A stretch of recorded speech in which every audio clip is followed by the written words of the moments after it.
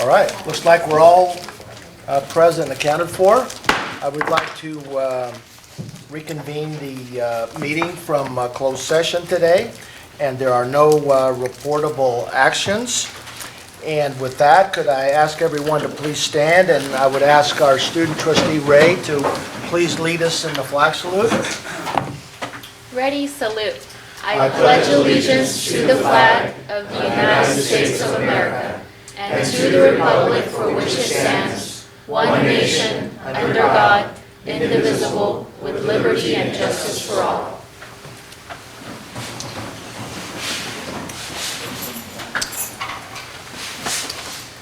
All right, so public comment per board policy 2350. Any person may address the board at this time, either on an agenda item or other matters of interest to the public that are within the subject matter jurisdiction of the board. A maximum of 5 minutes is allowed for each speaker, with a maximum time of 15 minutes per item unless otherwise extended by the board. So with that, do we have any public comments today concerning items that are on the agenda? Appears to be none. Do we have public comments today concerning items that are not on the agenda? None as well. So with that, I'm going to ask our student trustee, Ray, to give us an update on what's been going on campus and maybe off campus.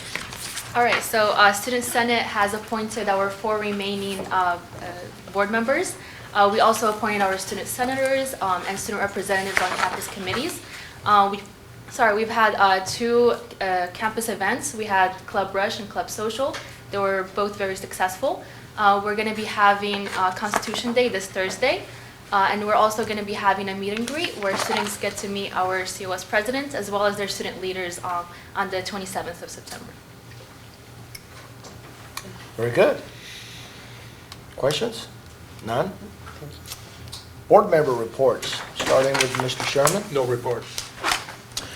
The only comment I wanted to make, I got the opportunity to take my family to watch COS play the Mineral King Bowl, and it was quite an exciting game. Went into overtime and had my children all dressed up in COS. We're out there supporting the team. It was a good time, so I really enjoyed it. And I look forward to not only football but other sports to support our student athletes. Nothing for me. No report? No report for me as well. So, we have Mr. Foster here for the foundation report. And double duty as the videographer for the athletic department. Did you see that highlight I posted? Yes, I did. Oh, boy. That was exciting. I love it when, football field takes up a lot of space, and to be able to have a play happen right in front of the camera is pretty fun. The extent of my report is I wanted to share with you these upcoming events. Most of them have been mentioned to you already before. The Crush Party coming up on September 20th. The Retiree Brunch, not Bunch, Buck, whatever that misspelling is, September 27th.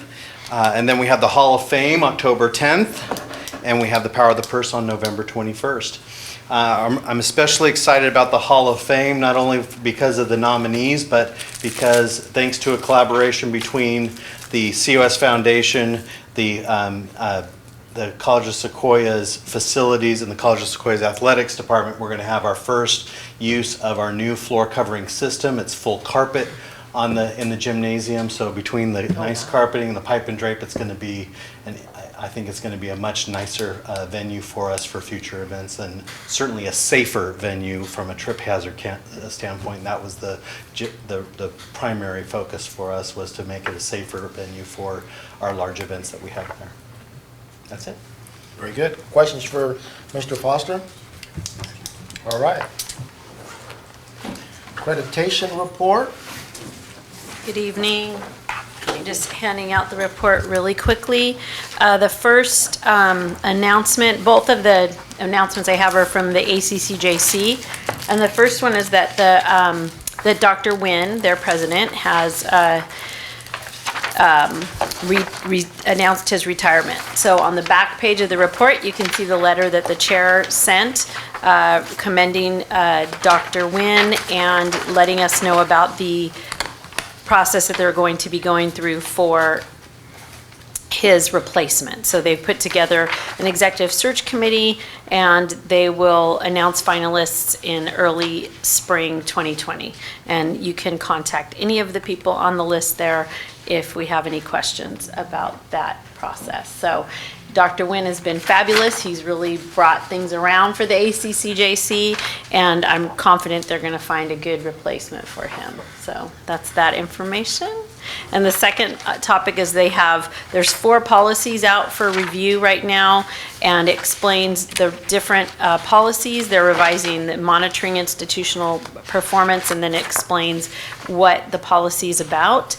And then the policy on the rights of commission and member institutions, public disclosure and confidentiality, and then the commission actions on institutions. And so it has the information on each of those, and I can get you further information if you need. And then they had their first webinar last week, and I was able to do the presentation. It was very fun. We got to talk a lot about COS. We had several questions for the audience, and 2 of them were from David Hurst, who's not here, but I was like, all right, David, thanks for keeping the questions going. So it was really fun to do that. Any questions? Questions? Nope, thank you. All right, very good. All right, up next is President Calvin. Thank you, Superintendent report. Mr. President. Tonight, we get to meet 5 new full-time faculty members. We're excited about that, and then we get to hear from 2 new division chairs. Excited about that. To get that train started, we'll invite Dr. Lacerna back to the podium. Okay, so our first one, Dr. Shingle's going to introduce our certified nursing assistant faculty member. This is a full-time temporary position. It's the first time we've had a full-time person in this position. So, Dr. Shingle. Thank you. I'm really excited to be here tonight. First of all, Stephanie Sierra is a alumni from COS, so that's another good piece of news. But what I want to do is outline the guided pathway for nursing, and Stephanie is our poster child. She started as a certified nurse assistant in 2006. She thought to herself, I can be the LVN, so in 2010, she became an LVN. Then she said, I can be an RN, so in 2013, she became an RN and graduated from COS. In 2015, she got her BSN, and in 2018, she got her master's in nursing. So she started from a CNA. I know.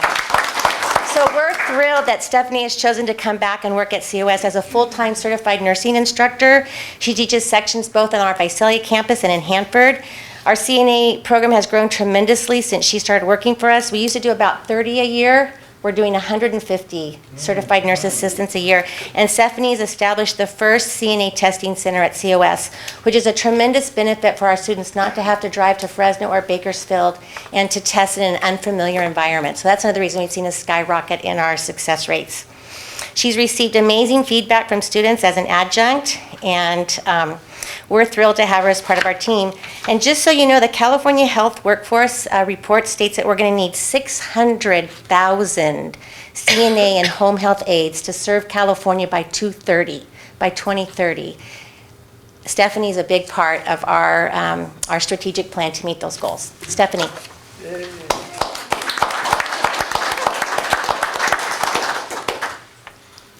Thank you guys for the opportunity. I'm so embarrassed to be up here. I mean, I know how important it is in it being an instructor because all my mentors were instructors, and that's why I kept going. As a CNA, I had a teacher that was my mentor, and she said, you can be an LVN, and that's kind of how I kept going back to school.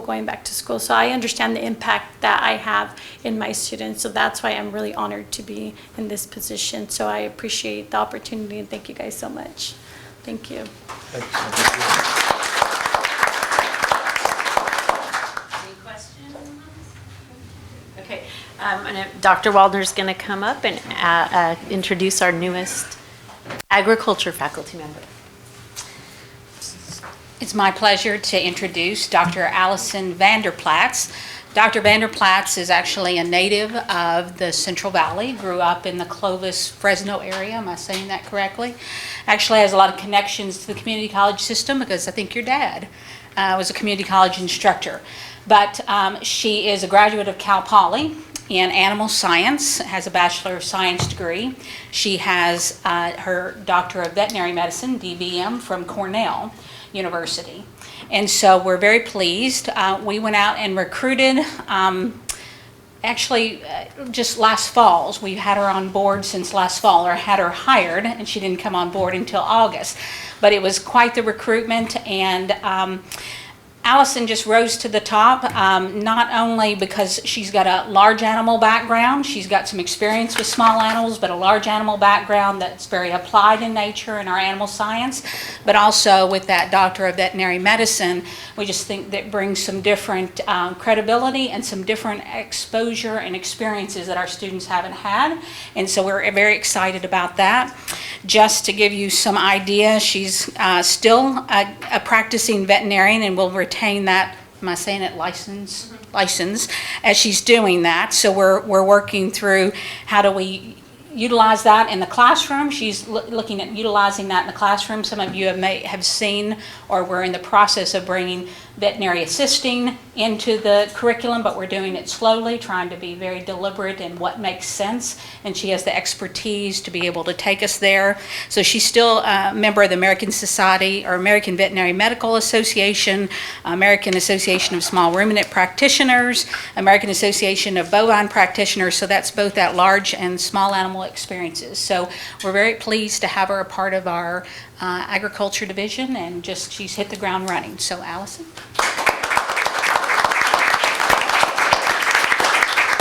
Hello, I'm super excited to be at COS. I practiced for a few years, mostly as a cattle veterinarian, but I did a lot of sheep and goats.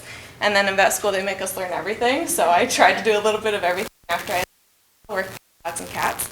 I'm extremely excited about getting our vet assisting program kind of up and running and fleshed out, and also kind of reviving our dairy science program and being an integral part of the animal science program too.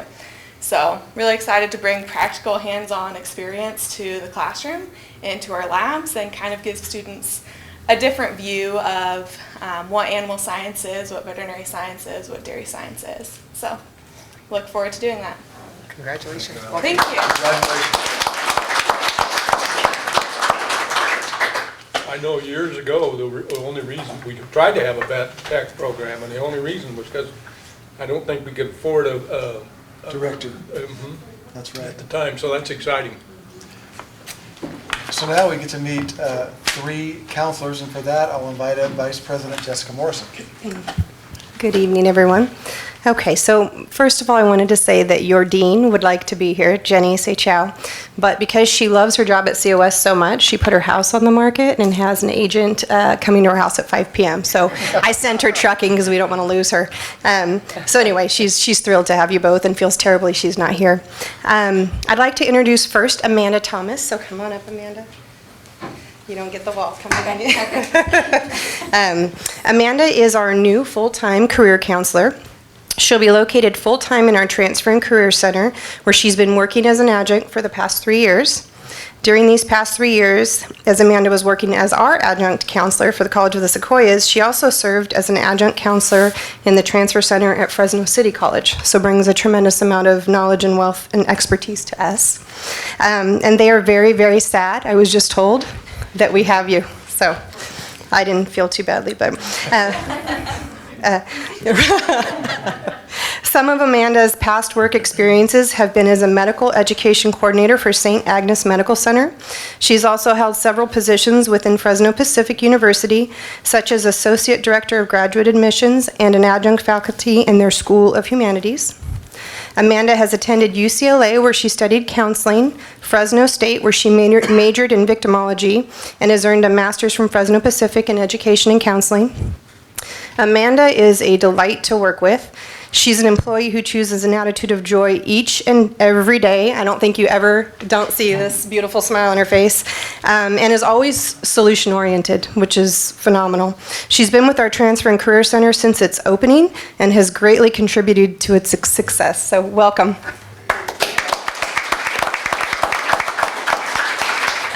I just wanted to thank you for the opportunity, and I'm so excited about being here full-time.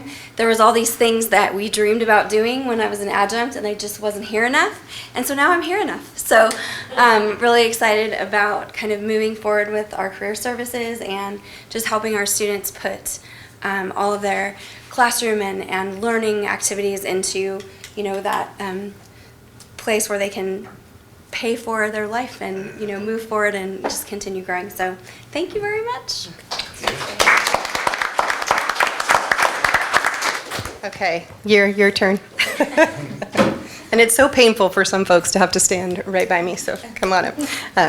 So this is your gang, and she has been hired into our general counseling department. So we hired 2 general counselors this year. Your comes to us from Merced College, who also is very sad to have lost you. Very sad. Your was a full-time counselor whose duties encompass transfer, career, disability testing, and campus referrals in her daily work and counseling sessions. Well, at Merced College, Your became very technologically savvy, as we've already seen in you, and I'm already asking her tons of questions. And they too used a degree audit system. She participated in the program review and student learning outcome writing committee.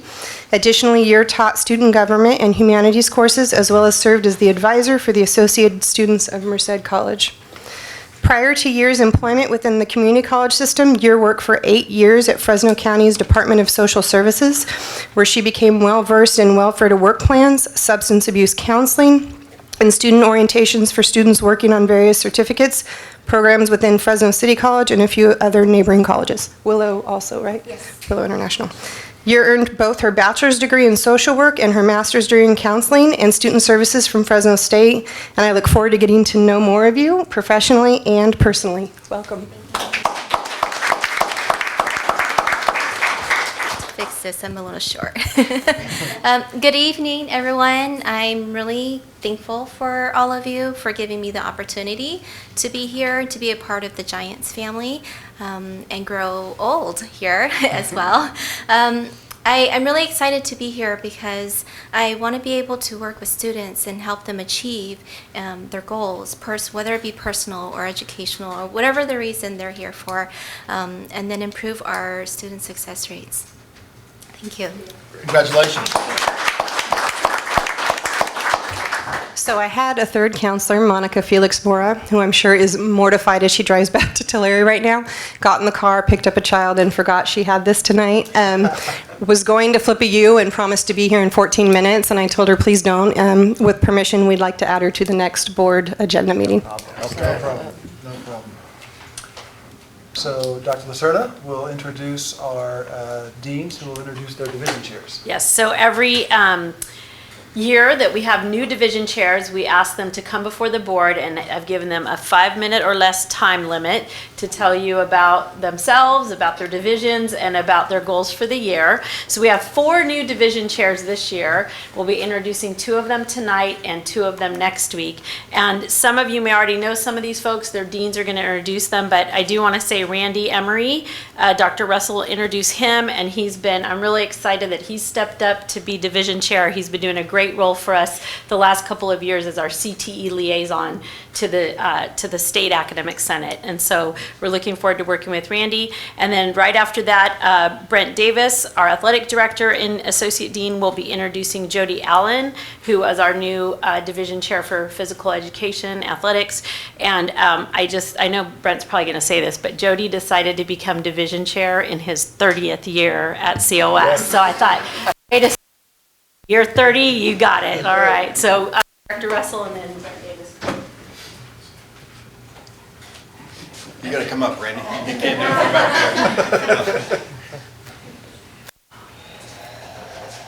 All right. So it is my pleasure to reintroduce to many of you Randy Emery. Should I stall? Drag this out a little bit? Yeah, no, I'm going to pull up the PowerPoint. Randy Emery. Randy is a full-time welding instructor and has been in that capacity for 5 years. Is that correct? Full-time? And then for nearly 15 years before that, an adjunct and a part-time instructor. So we've had him here for about 20 years.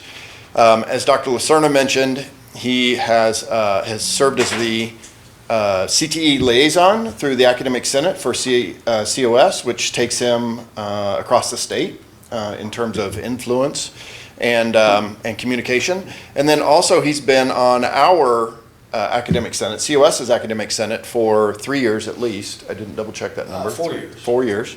And Randy has been active. He's been impactful in those roles. We appreciate having him in those roles. It'll be fantastic to have him as the division chair.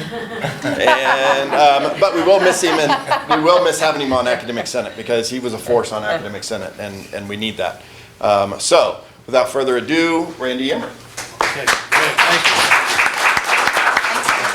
And I'm excited to be here, but at first I was wondering why so many people say, good luck being a division chair. I'm looking forward to it, and let me tell you just a little bit about myself to start with here. I got the controls right. I actually served 22 years as an adjunct. Well, I'm so sorry, but you have to speak in the mic for the recording. I apologize. okay, take two. 22 years as an adjunct welding instructor while I was in the trade, but another interesting fact that I'm very proud of, I'm a COS graduate. I went through the program, and it's given me the clear insight on leading students through that pathway. It was really an exciting, life-changing experience for me, and it's been proven to be a huge benefit.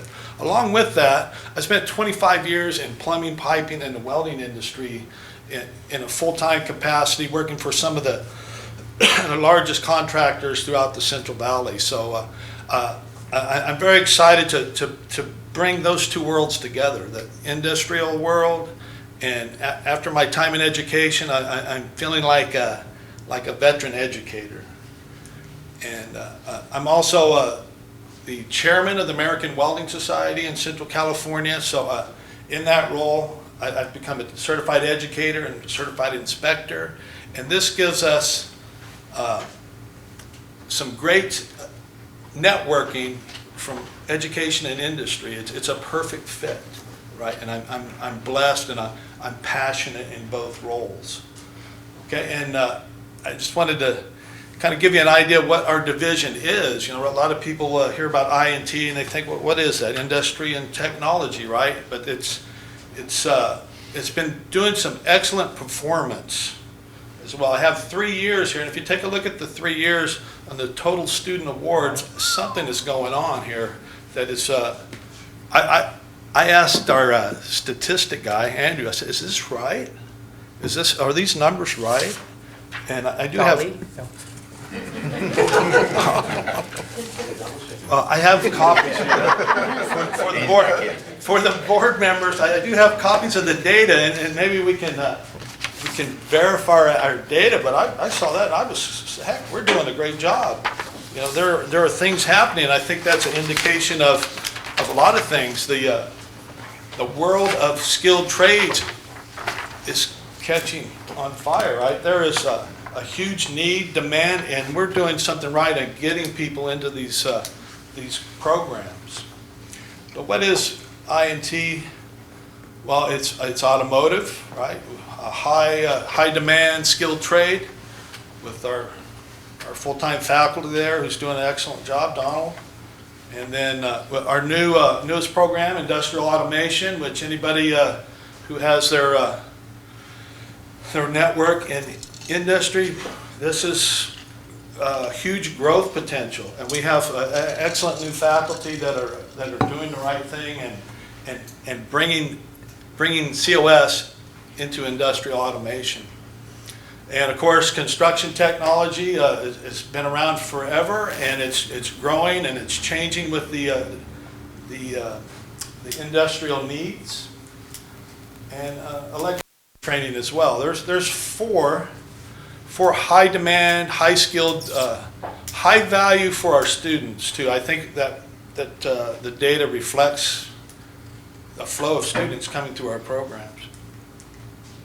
And guess what? Hey, there's welding, right? A beautiful new facility where we just completed a major electrical upgrade where we're going to be able to increase our instructional capacity. That's a high school welding contest that we have every year. And environmental controls in the Central Valley, that is huge, right? Heating and air conditioning, architecture. We know, everybody seems to know Roe and the work that he's done with his students and the recognition and awards that he's received, and then our computer class, information communication technology. Okay, so there's our INT division. And you know, one of the things as a new leader, we think about goals. What are we going to do? What is on our in our future? What's on the horizon? And one of the things that I put high on our priority is to build the opportunities with local employers to develop on-the-job training, right? And I in my AWS role, I speak with almost every manufacturer and construction company that's looking for people, and they're asking, where are the skilled people? Where are the experienced people? I said, we don't have experienced people with 15 years. We have trainees who have some great training and need an opportunity. Right? We need an opportunity to convince some of these employers that they need to be part of our process. And here's something that I know is in the strategic plan. It's such a great fit with our CTE and INT courses, is a basic skills embedding in our programs. Math, reading, writing, communication skills. It's such a critical part of the element. And one of my missions is to engage industrial partners, to get those partners to realize who we are, what we are, and the value that we bring to our students and our community. How am I doing on time? You're doing a couple minutes. I got questions. Any questions? Perfect timing. I'm passionate, I'm energetic, and I feel very qualified to become the new INT division chairman. Thanks for the PowerPoint. That was great. Thank you. Good little overview. Refresher course for us. And you brought data. We like data. The data, I was so shocked by that. I thought, do we need to confirm this? Oh, Dolly's only crunching the numbers. It's been Get Dolly. Is there any data? It has been confirmed. Thank you very much. Thank you. Randy, just, I don't know if this is directly for you or maybe what is, of these departments that you referenced, which ones, if any, are at the Tulare Annex, separate from the main campus? That would be automation, industrial maintenance, HVAC. Those are our annex. That's a good point, because we're at 4 different locations. And electrician training. And electrician training. We have 4 programs. Come to the joint board meeting between us and the city of Tulare 2 weeks from tomorrow, and Dr. Russell's going to give a presentation good. specifically on the programs at Tulare and the Annex. That'll be helpful because I've had people, because those signs are so visible now in Tulare that people ask, what are they doing there? What classes? So I'll look forward to that. Yeah, there's a lot of buzz about great. that. You mentioned on-the-job training for the students out into the community. Or do you anticipate that to be paid or unpaid? I'm an advocate of paid internships. We have one with our partner, U.S. Farm Systems in Tulare. It's been a huge asset. They're almost afraid to talk about it because they don't want other people getting the good interns. It's paid. Right. I'm all for our students making some money. Yeah. You know? Me too. Yeah. But I think if there's an opportunity to get their foot in the door for a short period of time, unpaid, I'm also an advocate. Yeah, there's a value, definitely value in that, as long as it's not it's give and take. You know, we work with some companies who only call when they need something. Yeah. Right, we need partners, we need people who ask us what do we need. Absolutely. Not just. And from a presentation standpoint, there are probably a number of people even in this room that could assist to whatever degree you need coordination through economic development corporations or trade organizations, or not trade, but the business organizations and Great, so on. yeah. So I think that that's dramatically needed, and that would really help out a lot to get the word out. Yeah, great feedback. Great Thank job. you, thank you. Thank you, Randy. Thank you.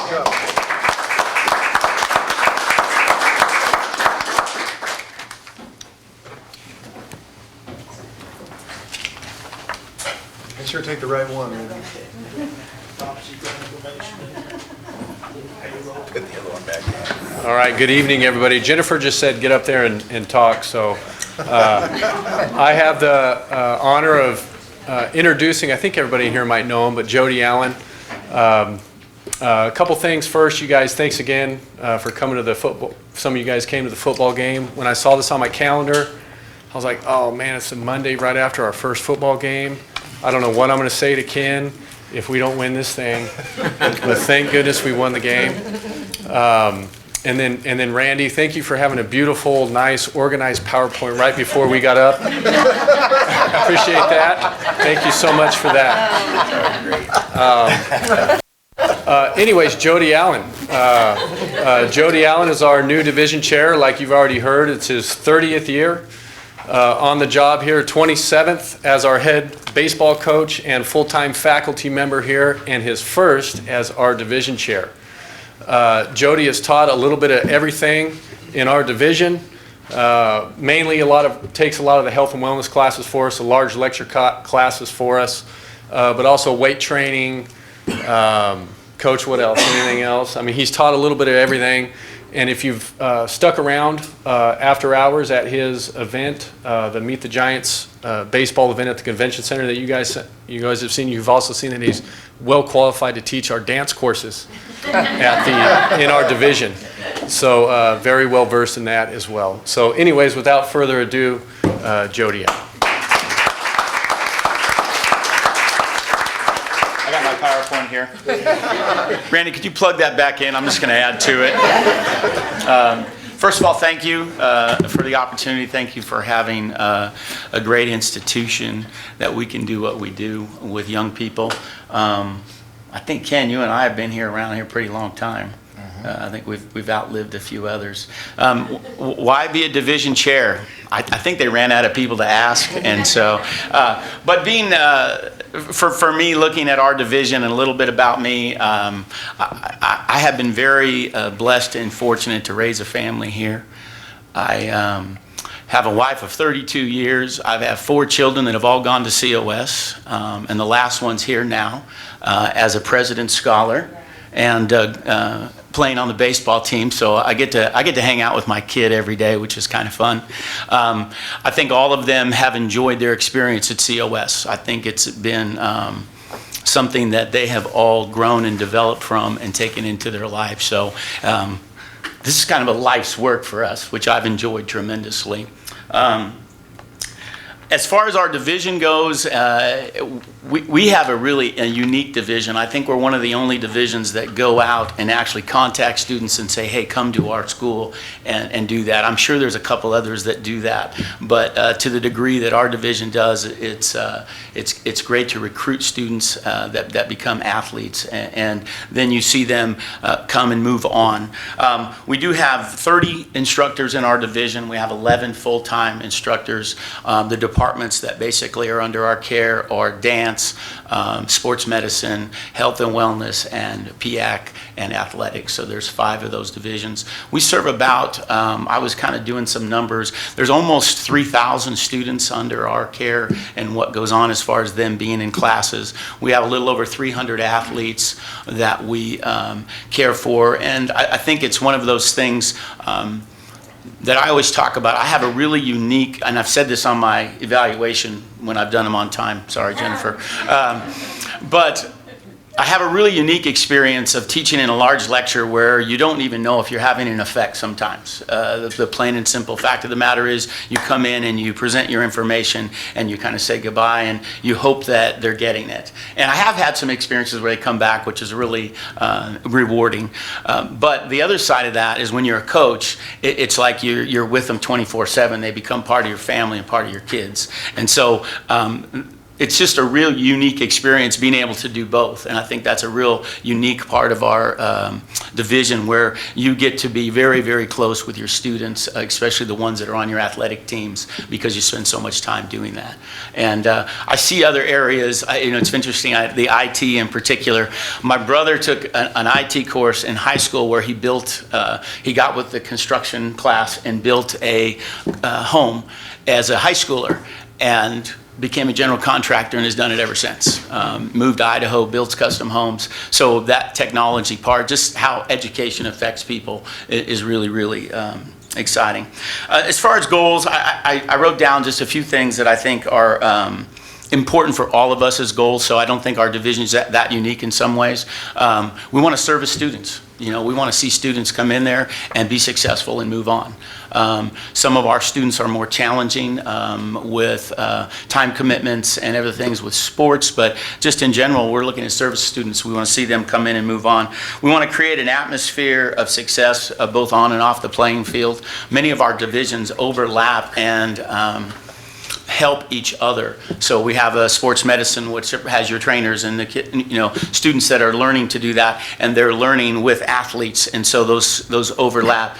You have dance and cheerleading that have performance that come at sporting events. So it's really a unique division that intertwines and overlaps, and I think all of us want to see our students have success and move forward from their experience here. And then send them forward. And I think I always tell my athletes, in particular when I'm recruiting a young man, and he says, "Why should I come to COS?" And I says, "Because my goal is your goal. You want to get better, you want to get an education, you want to move on." And many times it's hard to convince them that's their goal, because they have this dream of I'm gonna play in the big leagues, and you're like, no, you're not. But but you can get a degree while you're and get something paid for and have a great experience while you're doing that. So I think for us, we want to continue to excel. I think when you're a coach, every year you get to start over again, and I love that about every year that I'm here. I think that's what keeps me young, is because you get to start over every year, and you get this group, and sometimes you just close your eyes and go, "Oh my goodness, how did you get here like that?" But that being said, it's so rewarding when you spend that much time with them and get them to the next level. And every year you want to be as successful as possible, both on and off the field. And then you have that success, and then you just do it all over again. And if you're a really good educator and you're really good at what you do, that's what you do with everybody. You have them get to the highest level they can, and then the next year you just do it all over again. We do not rest on our laurels. We do not rest on, oh, this is what we did, there it is, and it's over with. We just continue to do that over and over again. And I guess I can say I'm passionate about that also. And so I had a coach one time who I went to some clinic, and he had 10 championship rings on his hands. And he goes, "This is what winners do. They win, and then they do it all over again." And I was like, that's pretty impressive. Can I answer any questions for you with all of my years of experience? I think Coach Nunes had one more goal for you. Well, I want to congratulate Jody because if I'm correct, I think you beat the Fresno City Rams at least 2 or 3 times last year. So, am I correct? You are correct. Okay. Thank you for remembering.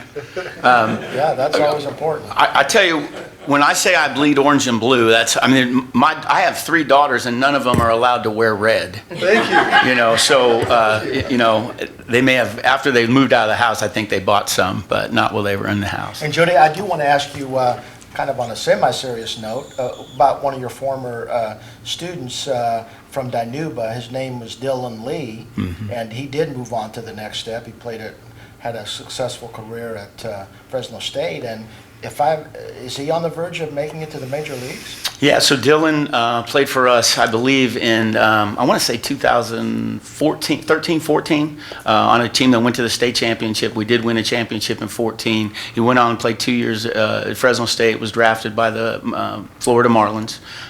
which are the Miami Marlins now. And he's worked his way through the system. He had an unbelievable second year, went from single A all the way to triple A. Started out in AAA this year. It was moved back down to AA, but he's a 6'4" left-handed kid that throws really well, and he's done a really excellent job. And finished in AAA this year.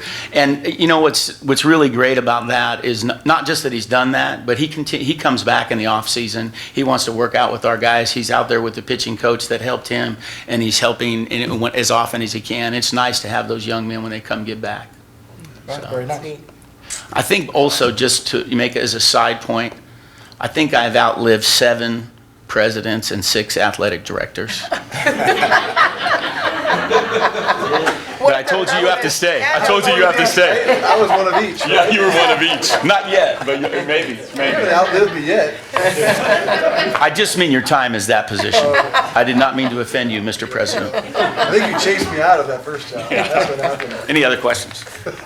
Thanks for being here. All right, thank you. Thanks, everything.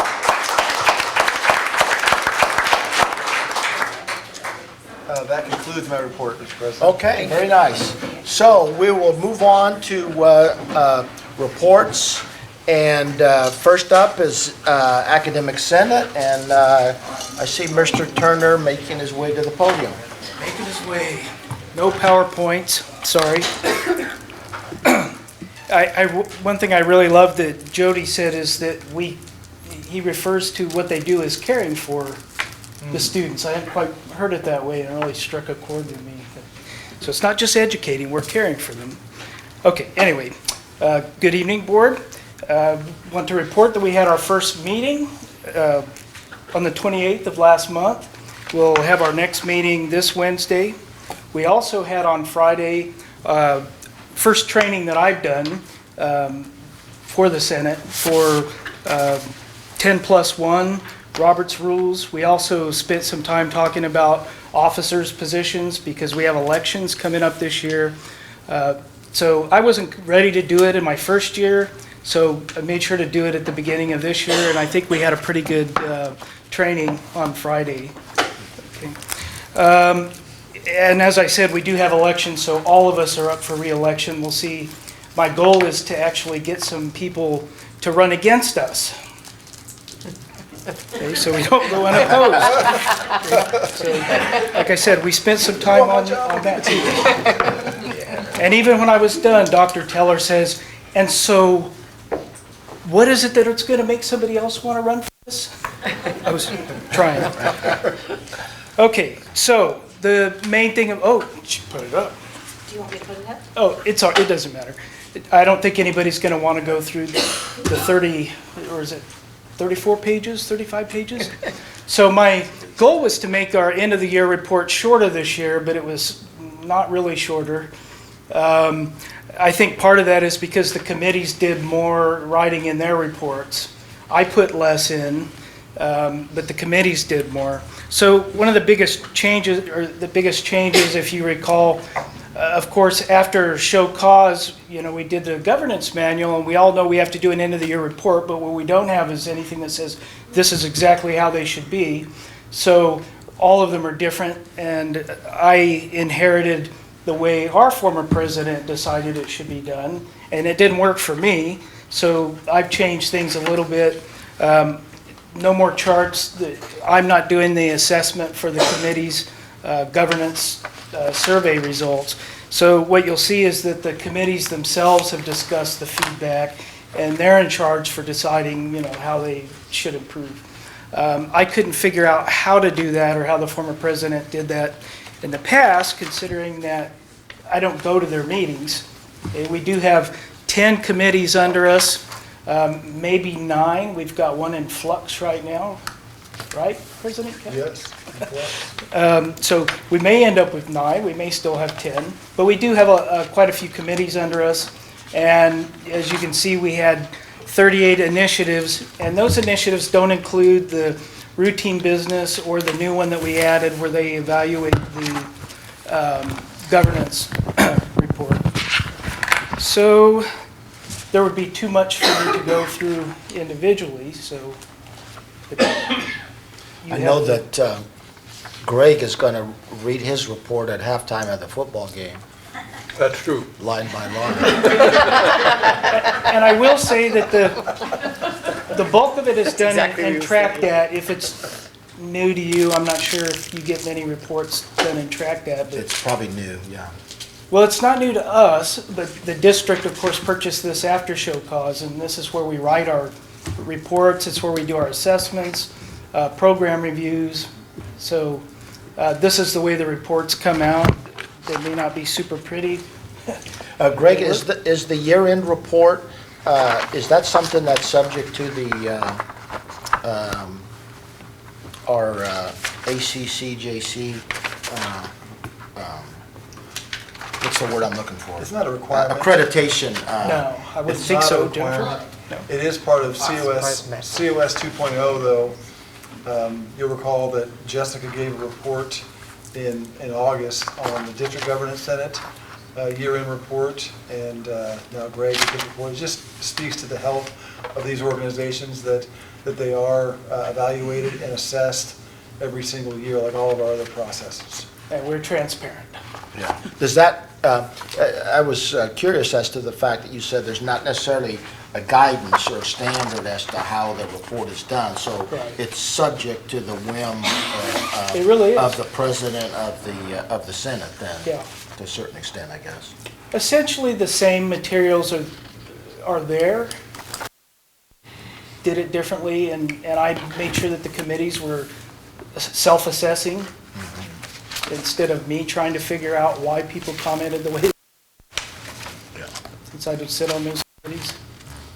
The data he used was all part of the annual surveys that go out to all of our governance groups. It's the same information I used or Jessica and I used for the DGS report.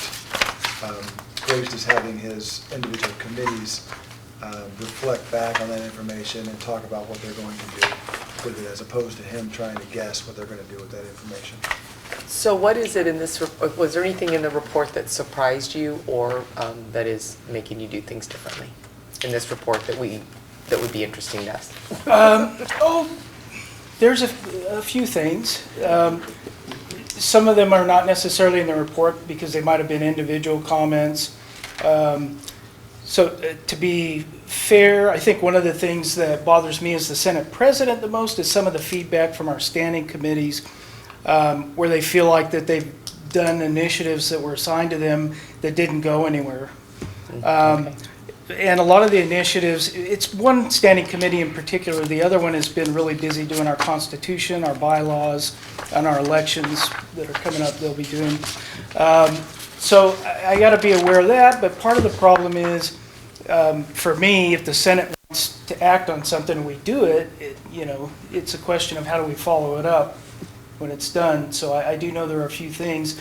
So that's kind of putting me in a tough spot right now in terms of figuring out initiatives for particularly one of our standing committees for the next year, because I don't want them to do work that doesn't lead to anything. So.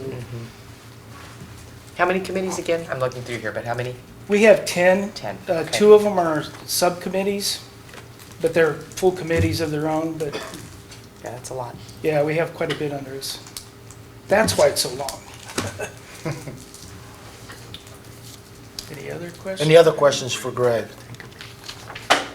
Do you see this report, the format of the report, is it helpful to those who are on the committees? Like if they get, not that we need another survey for them to do the report, but has it been helpful for them to see the way the data was combined in order to change the way they may function as a committee, or no? Yes, faculty are used to these reports. The TrackDat reports are really common for us. Okay.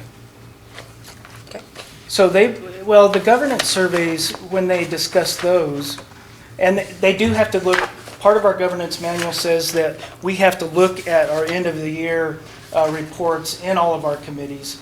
So they see it in this form at that point. But before that, in order to finish the report, they do need to see the governance survey results, which come out in a different format from the research office. Okay, got it. Understood. Anything else? Greg, thank you. Okay, thank you. A lot of work, I know that. All right, next up is Costa President's Update, and see Tracy coming to the podium. Yeah, I've shrunk a little bit. So I thought I'd just come up, not to give a report or anything, but to tell us about some meetings that are coming up. The CHAP, Culture Historical Awareness Program, that Joseph Teller and Marla Prochnow work on. Once a month they have this meeting in Ponderosa at 7 p.m. and it's this Thursday. So this one's about Adios Amor, about the discovery of lost photographs. Another bi-monthly meeting that happens a lot, that's on Fridays, every other Friday at noon, and there's pizza to kick it off with, is our ASETA meetings. And Larry Owens is the faculty advisor for that. And it happened just last Friday, so it won't happen this Friday, it'll be the next Friday. But like last Friday, they had Keenan Kamen, who is our physics teacher. He came and did a fascinating falling elevator talk about physics. It was quite hilarious, actually. Yeah, it was fun. So they try to, sometimes they'll get faculty, sometimes they'll get the FDA to come in and talk about jobs that are available. It's very helpful for a set of students. So, and it's fun, entertaining. But both of them are for the community and for our students. So, thank you. That's great. Thank you, Tracy. Thank you, Tracy. Okay, CSCA. Nothing to report. No report. You just didn't want to come up here to the podium, huh? Well, that'd be more than Steve did. He stood back there. That's what I was getting at. So we kind of want to just get a picture of you up there and we'll send it to him. No. All right, so moving on to COSAFA, and I don't see Dr. Erickson here. Do we have we do not have a COSAFA update today. All right, information. Item 1, low enrolled classes. Okay. Dr. Lucerna. Good evening again. So according to our board policy, each semester we provide you with a list of our low enrolled and canceled classes. So the first, I probably should preface by saying that our enrollment is right where we expected it to be. It's a little bit up from last year, and we were a little concerned with AB 705 with our prerequisites for math and English, how our enrollment would turn out, but we did see a decrease in math and English enrollment, but we had a huge increase in the other areas like social sciences, where traditionally there had been prerequisites for students to get into those courses. So it really actually evened out a bit. So when you see this list, although it looks long, it's pretty normal, and it didn't have a huge impact on our enrollment. So I just wanted to preface with that. But what this report shows you is the department, what the subject was, the title of the course, where the location, how many students were enrolled, and then the last column is the justification. And so that is taken from, we have a board policy administrative procedure on low enrolled classes, and there's numerous reasons, justifications for why a class can be low enrolled, which for a lecture lab class, so there's a lab component, that threshold is 15 students, and for a pure lecture course, it is 20 students. So they're included on the list if they were less than 20 students for lecture or less than 15 for lab. So you can see even in like these, like you look at the third class, environmental conservation, that is probably a lab, and it was 15, so we're within very close proximity. Or if you look down in business, the first class is, or second class, business 184 had 19 students in it. We're not going to cancel a class with 19 students in it. That's a pretty good number, and it's really close to the threshold. And then they show on the right the justification for why we may have served a class, kept a class open. So we have agriculture, business. Second page, Consumer Family Studies. The other thing I want to point out, when you see a program like Consumer Family Studies with a few low enrolled classes, the fashion programs and culinary, we've just hired full-time faculty in those areas. And so they're in the process of building those programs and advertising and reaching out. And a lot of times if we haven't had full-time faculty, programs suffer in some cases, and so they're out there building those programs. And the other thing to think about, at the same time, we have faculty in those areas who teach in our Ponderosa and have 300 students in there. So those large lecture classes offset a few of these low enrolled courses. It's similar for fine arts, industry and technology is next. There's a few classes there. And again, most of these are lab classes. So when you see 13, 12, 14, the threshold is 15 for those.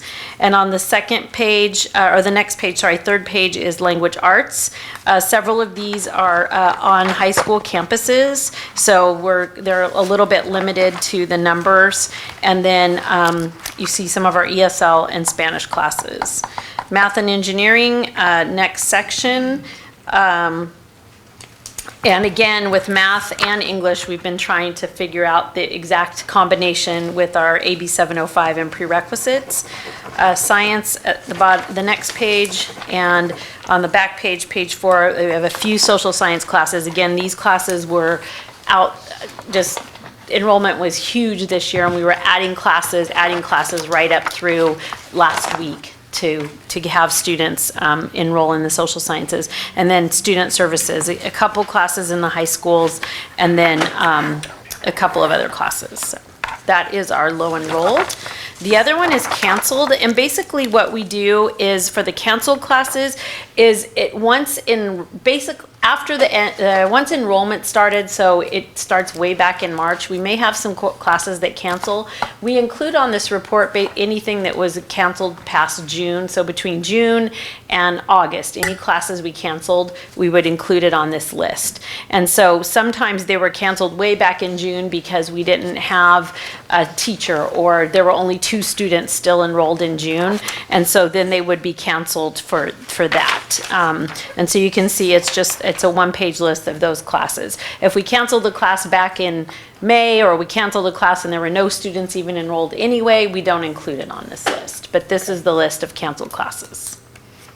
And these are pretty average for what we normally have. That was going to be my question. Yeah, Nothing surprised you? No. And actually, not that big of a surprise, but the impact on some of our other classes with the enrollment and having to add so much later was more of a surprise, but in a really good way. Yes. So.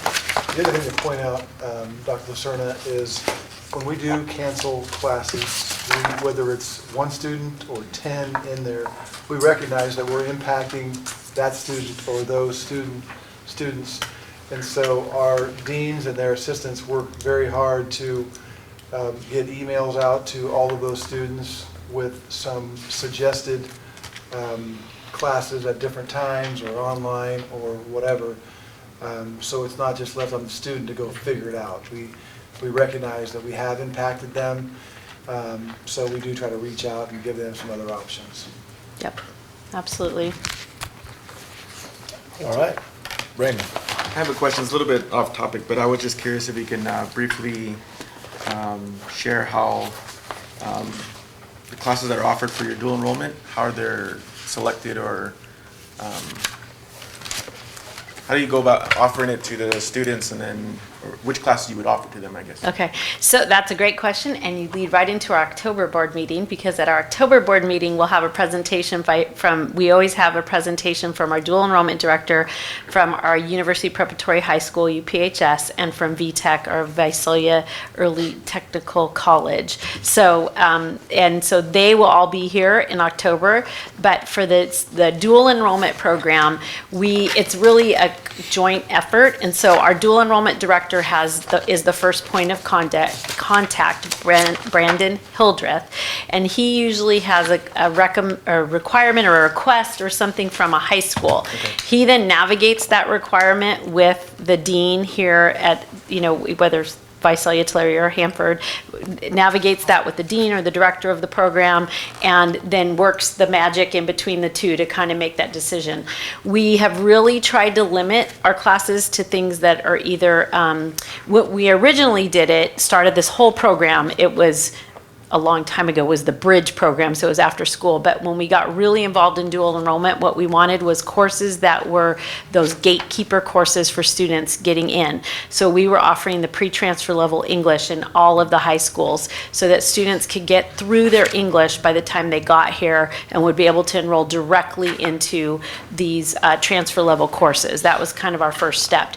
And we grew from there, and we really have focused on those pathways that they have at the high schools. So all of the high schools have these career pathways, and we've tried to focus on classes that fit into those career pathways. So this past couple of years, or the last year, we've had medical terminology. That's been a huge one that Dr. Shingle has worked on, and we've grown that medical terminology because it's really great for the students to have that before they get here, in CNA or nursing or whatever, even biology before they come into those classes. There's numerous other ones. There's a lot that we have a request from every high school for agriculture. So Dr. Waldner has been working, and all of the faculty in agriculture work really closely with the high schools and with Brandon Hildreth, our director, on navigating that and when it's appropriate, when it's not. Do they have the right, we always have to see, do they have the right facilities? Do they have the right equipment?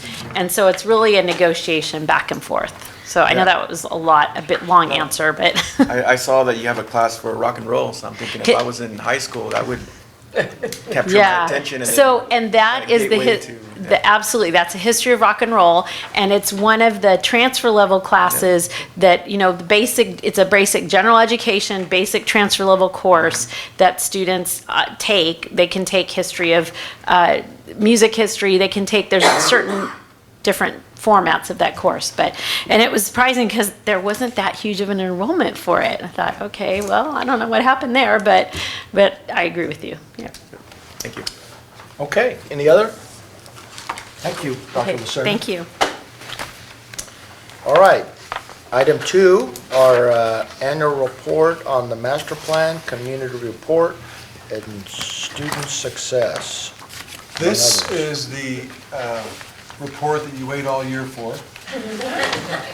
We've rolled 5 reports into one presentation, and we did that because, recall 3-4 years ago, we were trying to do one of these at maybe every other board meeting, and it just got a little bit confusing because so many of these are closely related. We decided to just bite the bullet, put them all into one presentation, and that way we could all kind of keep them straight as to what was what. So tonight, we're going to do our annual report on the master plan, and if there's a catalyst here, I think it would be that. It's the one time of year where we get to report out on how we did within our strategic plan for that year towards the goals identified in our master plan. So that'll be what we start with. And then we'll go into the companion document for that, and that is our community report, which essentially distills down our annual report into some pictures and charts and things like that for public consumption. Then we'll move into what we affectionately call the Mother Lode, which is our Student Support Services survey from last spring. Spend a little bit of time on that. Again, you're getting all the reports to kind of get into the details, but did want to touch on a few highlights there. Then the one thing that is required is the discussion on the ACCJC institution set standards. We do that annually, and I'll give a little definition of that, and you'll be able to see our minimum standards as well as our aspirational goals in terms of the ACCJC standards. And then we'll wrap it up with the Chancellor's Office Student Success Dashboard. This is kind of phasing out the old scoreboard. It's now a dashboard, and there's a lot of great information there. We won't dig in too deep, but we'll give you a little overview as to how that works. But for presentation purposes, we've given you each an annual report on the master plan. Megan's going to follow along up there, but if you can read it better, I'll just go to 10 or 12 pages, and we'll just kind of hit the highlights here. On page 4, recall that what we're doing here is we're showing our 10 district objectives within their respective district, 4 district goals. we're going through our district objectives and reporting out as to how we did during the 2018-19 school year. So on page 4, you see district objective number 1, which is the district will increase FTES 1.75% over the next 3 years. And if you skip down to the bottom of that page, you see a summary of how we did. We actually experienced a growth of 2.4% growth in FTES. And as I explained at convocation, and I'll explain again here, we take our data from several different areas, and the FTES that we get funded on is our annual 320 report. And we have chosen not to use, we may change it in the future, but we've chosen not to use that over the years as the basis for this district objective, because there are FTES that we don't count, that we don't get paid for, but still serves our community. So we choose to use more of a total students served approach for this report. If we did it the other way, the results would change slightly, but this is the way we've been consistently doing it for the last 6 years, so we didn't want to change that. So obviously we in 1 year, we've eclipsed what we had set out to do in 3 years, 2.4% to 1.75%. Skipping now to page 7, district objective number 2.1. Increase the percentage of students who earn an associate degree or certificate, CTE or non-CTE, by 5 percentage points over 3 years. And if you skip over to page 8, you can see that we've done very, very well in that area. The first year, we're up 3.9% in degrees, percentage points. That's not percentage, it's percentage points. We're up 2.4 percentage points in CTE degrees or certificates, and then 1.8 percentage points in the area of non-CTE degree or certificates. So again, we're off to a really, really good start, the first year of a 3-year cycle. Page 11, District Objective 2.2, we set out to increase the number of students who transfer to 4-year institutions by 10% over 3 years. And if you skip over to 12, you can see how we've done. This is a little different in that transfer volume is always a year behind. They're only now transferring to 4-year institutions, so we won't have our transfer data until late this fall, early this spring. So we're still working on 17, 18 numbers, which always seems a little antiquated, but that's what we're dealing with. And you can see that we took a dip in the 17-18 year, as I explained at convocation. Need to work on that. We do think our 18-19 numbers will shoot back up. We're hoping for a run at the numbers we posted in the 16-17 year.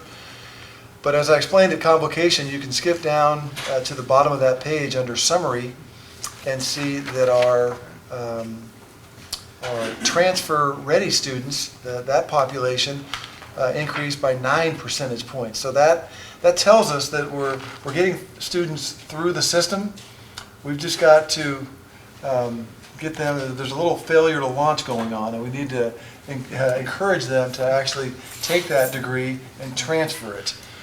We think that a stronger, more viable Fresno State existence here in the South Valley will help in that regard, which is why we have so many efforts going on right now to convince Fresno State to push to have a satellite here in Tulare Kings County. Brent, Yes. do you think some of those numbers might have something to do with them just finding employment and being employable with an AA degree and being okay with that? Because I mean, if that's the case, then I would rather have that number than see them go off to a 4-year and not succeed if they're happy with their job and they're staying I here. think that's a big variable that we still haven't quite figured out how to pinpoint exactly, but I do think that's definitely a factor at work here, yes. Skipping to page 14, we set out in District Objective 2.3 to increase the percentage of students who complete transfer level English. by 15 percentage points, and transfer level math by 10 percentage points within their first year. This is the one that on the natural is going to be affected greatly by AB 705, but just to kind of show you this report, those numbers did increase in fall of 18. We were up 1 percentage point in the math area from 14 to 15, and in English we went from 31 to 38. Next year these numbers will shoot up to about 99% as a result of AB 705, but it's been on our radar even before AB 705. But where the rubber really meets the road is in District Objective 2.4. Excuse me. Was that was complete? Did I just say complete or place into? I guess 2.4 is our CTE students achieving their employment objectives by 5 percentage points. And then if you skip over to page 18, you'll see that we've made some significant progress here. But again, we're looking at cohorts that are several years back. The data is just not as timely as we'd like it. But you can see down there in the summary, we made some great strides in the 15-16 year. We went up by 5 percentage points for that 1 year. And that's the cohort for this specific objective. That's the cohort we're dealing with. Next year we'll be looking at 16-17. It really is difficult, though, to kind of take our brains back to that time period, but that's the best we can do right now. It's our hope that at some point in the future, those numbers will be a lot more timely. Moving then to the district goal area of equity. On page 21, we've got district objective 3.1, which is, here's my placement rates. Increase the placement rates into transfer level English by 10% and transfer level math by 15%. This is the area that will be affected most by AB 705. Skipping over to page 22, you see the results there, how we did. We have it broken out by race and ethnicity. But again, next year, these will all be in the 99th percentile for testing into those areas.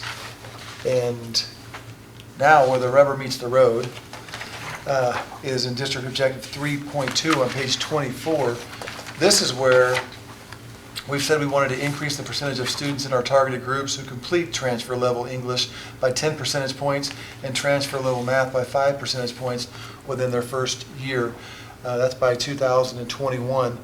And so it's our hope that AB 705, by placing all those students into transfer level English and math right off the bat, that they'll have a far greater potential to pass the one class, because those that need it by virtue of their high school grade point average, if they need it, they'll have concurrent support while they're taking the transfer level class, as opposed to having to go through a couple of developmental classes before they get to the transfer. We were losing students at kind of every turn. Now everybody goes in transfer level, some with support, and we think our numbers are going to be much better as a result of AB 705. Any questions on that before I move? Are those enrolled classes? I mean, do they? The support piece? Yeah. Yes. Those are, they're, is it credit classes or, yeah, credit classes that they take simultaneous with the same instructor. There's a couple different models out there. Some models are you have something akin to our writing center or our math lab, and students that want the support come and get it. These support classes are required classes that the students would get credit for. Moving on then to district goal number 4, that area for sustainability on page 29, the objective 4.1 is increase the use of data for decision making at the district and department unit level. And you can see a narrative as to the various ways that we use data. We've come so far in this area. This is more of a qualitative approach to the number of or talking about the number of ways we use data. But just with program review training alone and just the amount of data that goes into program review, we've kind of revolutionized the way that we use data here at the college. 4.2, again, staying within sustainability, is improving organizational effectiveness by strengthening operations and communication between district departments, divisions, and constituents. And you can see the summary down there relies on the surveys that we do greatly. Every spring that we're not doing a student survey, we're doing an employee survey to see kind of what works and where we need to improve. And we feel like that alone strengthens the district. And then finally, staying within sustainability, page 33, we've increased the opportunities for professional development by all district employees. These are ongoing efforts, but we have quite a number of professional development opportunities through our human resources department, and we've also just begun our partnership with Cornerstone. That's a program funded by the Chancellor's Office that allows us to issue training requests and then track those within our system. We haven't got that completely up to speed yet, but we're continuing with a lot of the training that we do through Keenan and Associates and others. So we've grown quite a bit in the area of professional development, but there's quite a bit of meat left on that bone as well for us to get better over the next 2 years of this strategic plan. And then I think, as I pointed out to a couple of you, this report also has a very good summary. Pages 35 through 40 provide a summary of each of these district objectives contained within each of the 4 district goal areas. Happy to answer any questions you might have on our annual report on the master plan. Easy to understand, thank you. I like it. I want to thank. The summary's good. I want to thank Dr. Dolly Osterk and Ryan Berry Souza for all of their efforts in compiling these, as well as the institutional effectiveness committee here on campus, which Dolly and Juan Arzola chair. They do a fabulous job with this report, and this is just another example of it. Thank you, Dolly. Very straightforward. I have a question. Oh, sure. With AB 705, I know the goal is to have students placed into transfer level courses, but I feel like a lot of that starts in high school. Like, is there any way that high schools are being held accountable to make sure they're preparing students for that? Like, when it was implemented, did they Just think pull of that pin and lob that grenade out there for me, huh, Ray? They have several different accountability measures. And like so many things at the state level, I'm not sure that their systems always sync perfectly with ours, which is why through dual enrollment and other relationships that we have, we do our best to work together with our partners to make sure where they leave off is where we're starting, and we could get better at that, certainly. I think we have gotten better, and I know in my 15 years here we've gotten a lot better at the relationship with our feeder high school districts, but there's nothing that requires them or us to sync those up. It's just something that in our region we try to do, and we can certainly get better at it. But great question. I have a question to that. We no longer offer prerequisites to English and math. Everyone starts at transfer level here at COS, but can we offer our former prerequisites in the high schools? There are limitations on that. I don't, and even before. You can't do it on campus, but can you do it off-site? No, and even before AB 705, we were not allowed to offer quite a bit of our developmental English and math classes right on high school campuses. We actually, we are still allowed to offer all of those classes. We just have to prove that a student would benefit from taking them. more than going directly into the transfer level course. So we'd have to have all of that data that shows us. And we've never, as President Kelvin said, been able to offer pre-transfer level courses on they were called basic skills courses on a high school campus, except now through the CCAP agreements, and we had those on our agenda in July, that, and I can't even remember what CCAP stands for, Thad'll know. College and career, oh, see, she knew it. College and career access pathways. They do, if we have a CCAP agreement, thanks, Megan, they did allow us to teach the basic skills, English and math, at high school campuses. We haven't opted to do that at this point.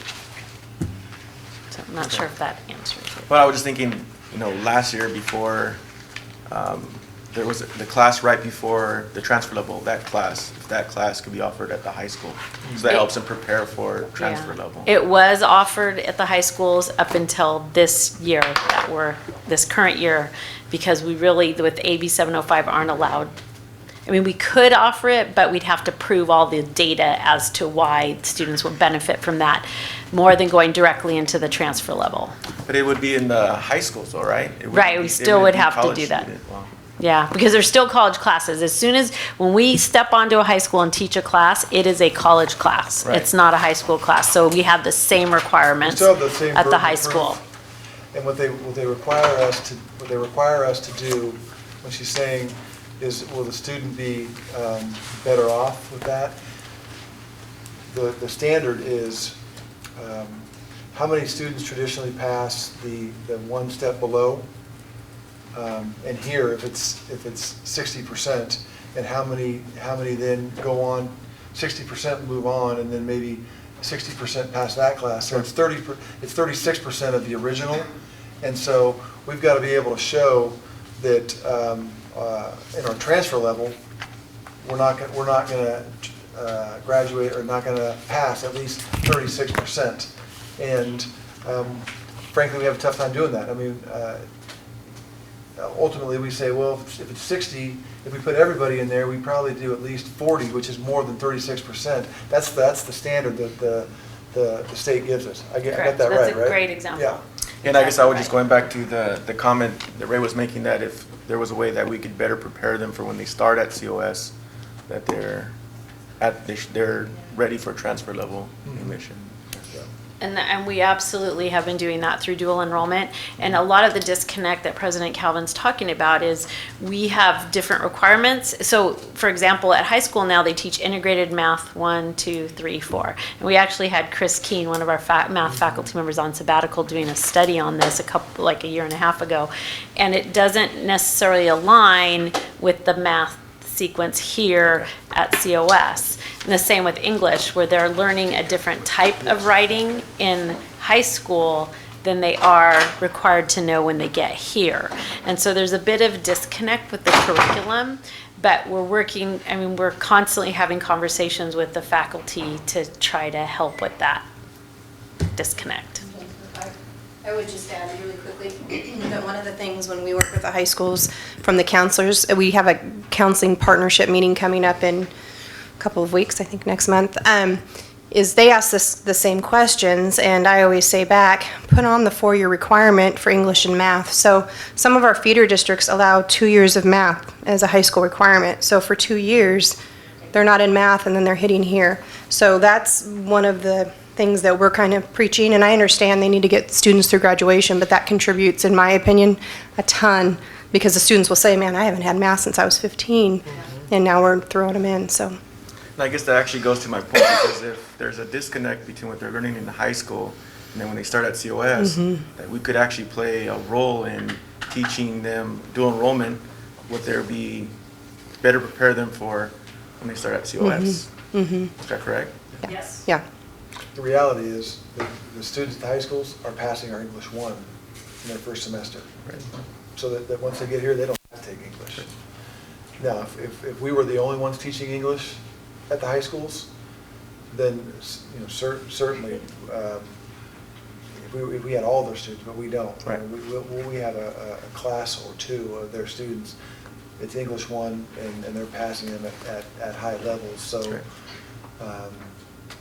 something to be considered, but I think we probably want to stay consistent with what we do here on campus, but we can certainly keep it in mind.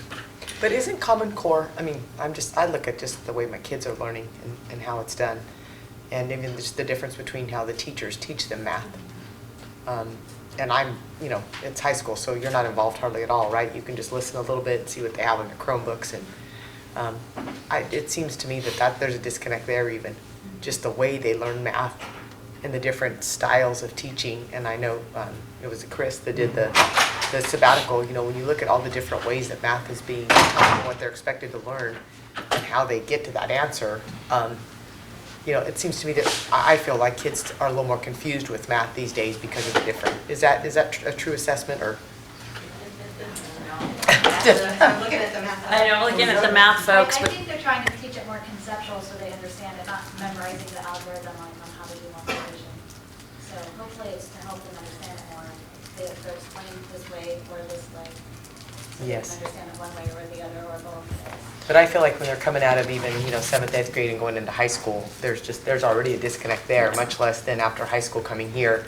I think that system is getting, it seems to me, they have to learn a new style of having to put it on paper.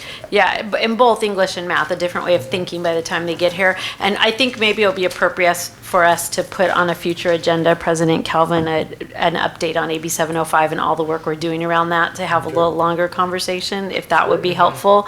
But we also, I think what your point is that my son's in 8th grade, and we were doing statistics homework last week, and that's I think the difference now with AB 705 in math. Before, everyone was required to come in through that college algebra pathway, and now starting this year, starting in the summer, they can come in a statistics pathway, or they can come in the STEM pathway, which is the algebra pathway, or they can come in Math 10, which is our to liberal studies math pathway, and there's one more that I'm missing, right? The business math pathway. So there's different options that they can come in. So students are going to be coming in different ways, where before they could do the Math 10. There was a couple of options, but now the majority of them are going to be not even going into college algebra and doing statistics, which is very different. So we're going to see how it all plays out soon. Yet another way. And we can keep you guys updated on how it's all playing out. Okay, thank you. Okay, now I need to step on the gas a little bit. Yep. So. The rubber has to hit the road now. That's right. The rubber hit for the third time. This is our community report, and this is how we sort of bring this data to life through student stories and so forth. You can read it at your leisure. I want to thank, again, the research office for their help in preparing the data, but especially Lauren Fishback, who wrote almost all the content here and did the layout, and Vanessa Lamb that took virtually every picture in this magazine. Really captures the year in review. Really some exciting things happened, including COS being honored by the statewide FFA. We've got a nice double truck feature on that as well. Just had a great year, and I think this community report captures it well. These will be mailed out to, 1,000 folks or so on a distribution list, and then we've got various places in the community where we leave them. As you as board members, if you'd like to take a handful, we can coordinate that as well. If you have places within your sphere of influence where you'd like to have these left, let us know. But just our community report, and really proud of that. Moving now then to the Mother Lode, the Student Support Services Summary. I'm not going to spend a lot of time on this. You have the report. It's essentially a great way for us to hear from our students. And again, I'll thank the research office for all of their help. This is something we do every other spring in odd years. We did it in 15, 17, and now 19. You can see our participants have grown every year. In 2019, we had 2,880 participants. If Tim was here, I'd thank him as well. for the help of the foundation. They provide the funding for us to put some incentives out there. I think we probably spent $1,000. Yeah, so. Bless you. Bless you. We had quite a number of $20, $25 gift certificates, and then one grand prize of $500 for one of those 2,880 students. Got their name drawn for a $500 cash prize, so that was exciting as well. But I think it's important for us to have these kind of numbers for these survey results to really mean much. I'll go through it quickly. You see the first 4 or 5 pages are all related to the services that we offer in our Learning Resource Center. That's followed by several pages of counseling and the various tools that counselors use. All of these sections, by the way, end up with an overall rating of your LRC experience or your counseling experience. Then we, about 10 pages in, question 9, top left, is we ask our students about their experience with these various student services, financial aid, admissions and records, food services, bookstore, and so forth. It's very, very helpful, and we're able, the leaders in those areas are able to see over time how perceptions have changed, and we get great comments, and especially a couple of those areas, financial aid, food services, technology. We get great comments from our students that allow us to make improvements. In fact, one of the things the research office does is captures our response to these surveys, and it's called the You Speak, We Listen campaign, and that goes out to faculty, staff, and students a couple times a year. Dolly, how often do you do the You Speak, We Listen updates? Right before we conduct the survey, so we understand. So it just allows students to see, hey, my voice does matter. If I say that the wireless system in such and such area of campus isn't working properly, they listen to me and they get it fixed or they enhance it. If I think that we need to have more counselors or we need to have Saturday hours for the LRC, they listen to me and we get those kinds of things. Those are examples of some of the You Speak, We Listen items from the past.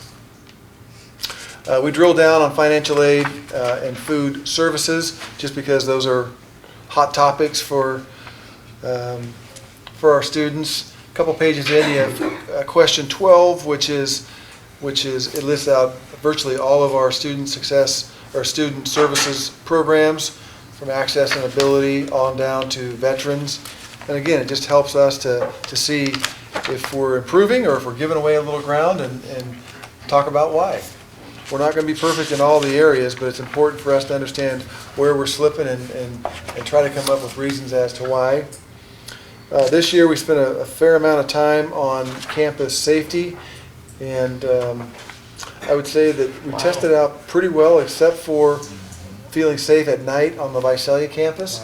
It is a big spooky place, and we're doing all that we can with Chief Meisner and his crew to make students feel safer. And funny that quite a number of the students, 40%, said that they did not feel safe at night on the Visalia campus, and yet only about half of them take classes at night. They're thinking of And what it maybe would be that's like why. here at night. But maybe that's why. Yeah, Maybe they avoid it. Yeah. And so, again, it's great feedback for us to know that. In Hanford and Tulare, it's kind of a direct shot from the back door to your car, and students are walking out at the same time in the same direction. Oh, just Visalia, size. it's a little bit different, so we're going to continue to try to chip away at that.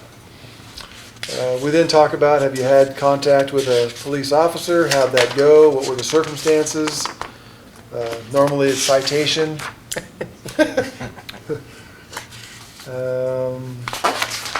Moving on then, we do the same thing with our COS Health Center. Facilities. 46% received a citation of those that responded. I mean, that was pretty dramatic to me. I think that was there's some skip logic here. Okay. it's only the ones that had an interaction with a police officer. Okay. You see at the top, up at the top there, you Right. got, on question 16, you have 453 that said they had contact with a police officer, and 46% of those because they had a ticket. And they were just satisfied. I don't blame them. Yeah. Shouldn't have parked So there. so 2,400 students skipped that. Got it. So That's good.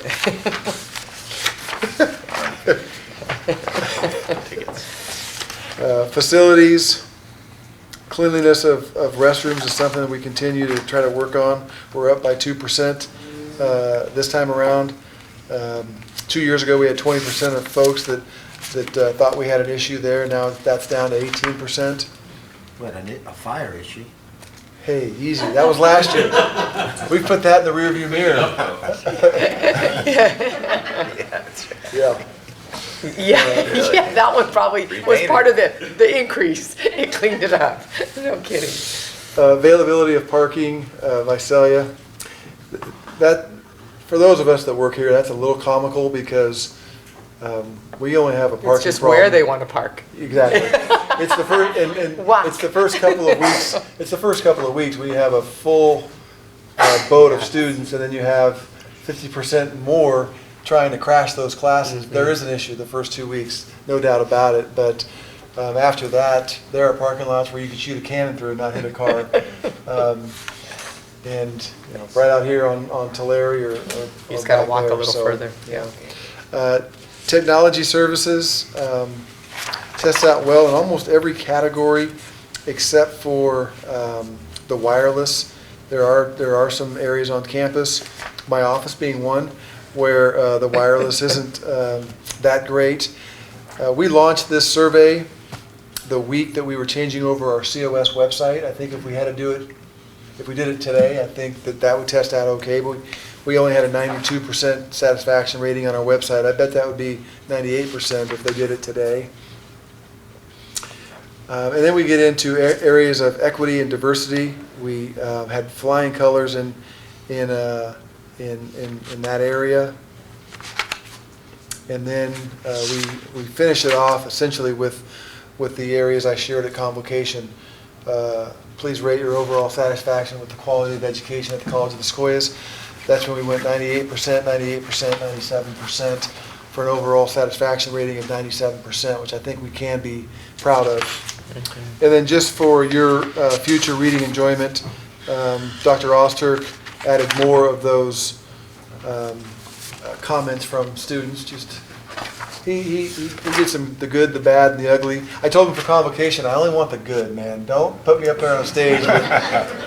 But for these purposes, we've got a little taste of all of those things. And that's it. Happy to answer any questions you might have regarding the Mother Lode student survey. Seeing none, I'm going to move on quickly to the ACCJC institution set standards. We do this every year. You've become accustomed to seeing this report. We do it because it's required by the ACCJC. But it's also a good way for us to state publicly what is our minimum standard and what are our aspirational goals. An institution should meet their minimum goals 100% of the time and hopefully hit their aspirational goals fairly frequently as well. So if you can skip with me to straight to maybe page 46. It's not numbered. Yeah, it goes 45 and then it goes 46. It's got a chart like this. Percentage of 6-year overall. 23, page 20. Oh, on yours, yes. Oh, it looks yeah, like, yeah. There, I'm sorry. We're working from two different reports here. So you see in the areas of course completion, transfer volume, a couple different methods for degrees, a couple different methods for certificates.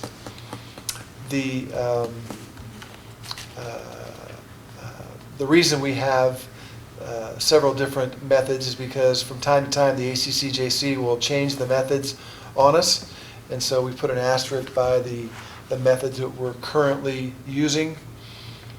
You can see that we've set our minimum thresholds at 90 or 95% of what they would consider 100%. So those are our minimums, and then for aspirational it's 105% to 120%. And if we, so this is all, you've seen this all before, we've set all these previously. So in terms of new data, we'll skip to the next slide, and you'll see what we're proposing for this year. Minimum being for course completion 67%, aspirational 74%.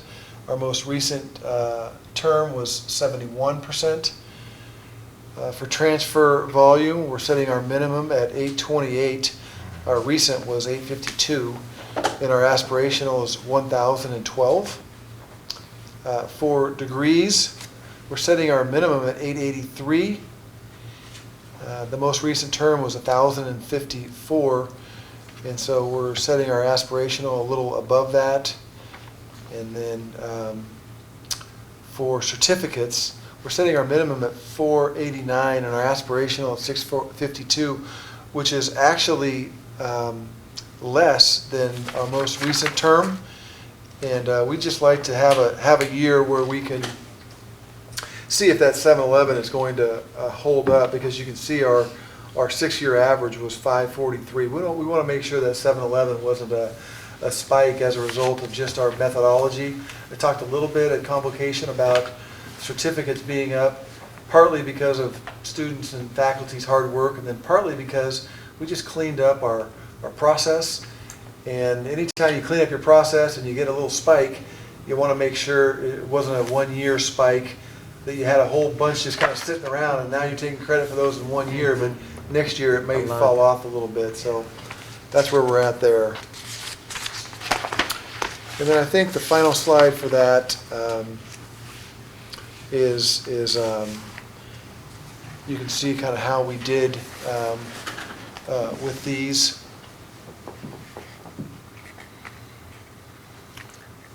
So they were all met.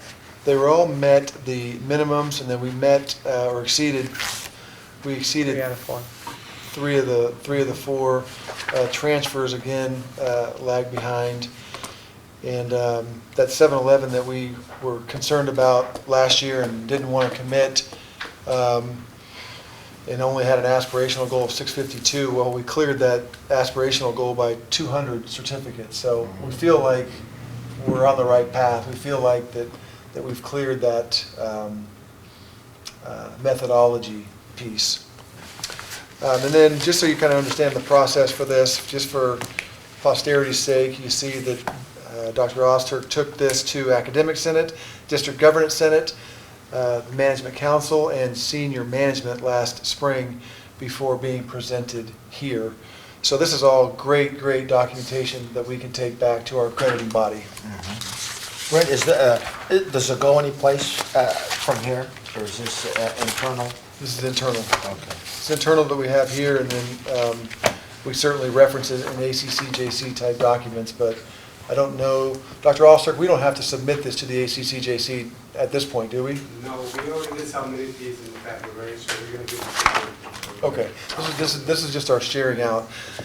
In our annual report that goes in the spring, we include this, and then, but this is the kind of report that we just like to share with our groups and our board. And then finally, the next couple of slides, and I'm not going to spend a lot of time on this. This is just a new tool that we have at the State Chancellor's Office. It's our Student Success Dashboard, which allows us to do a lot of the things that we're already doing within our own system. But now you can look at all colleges in our system.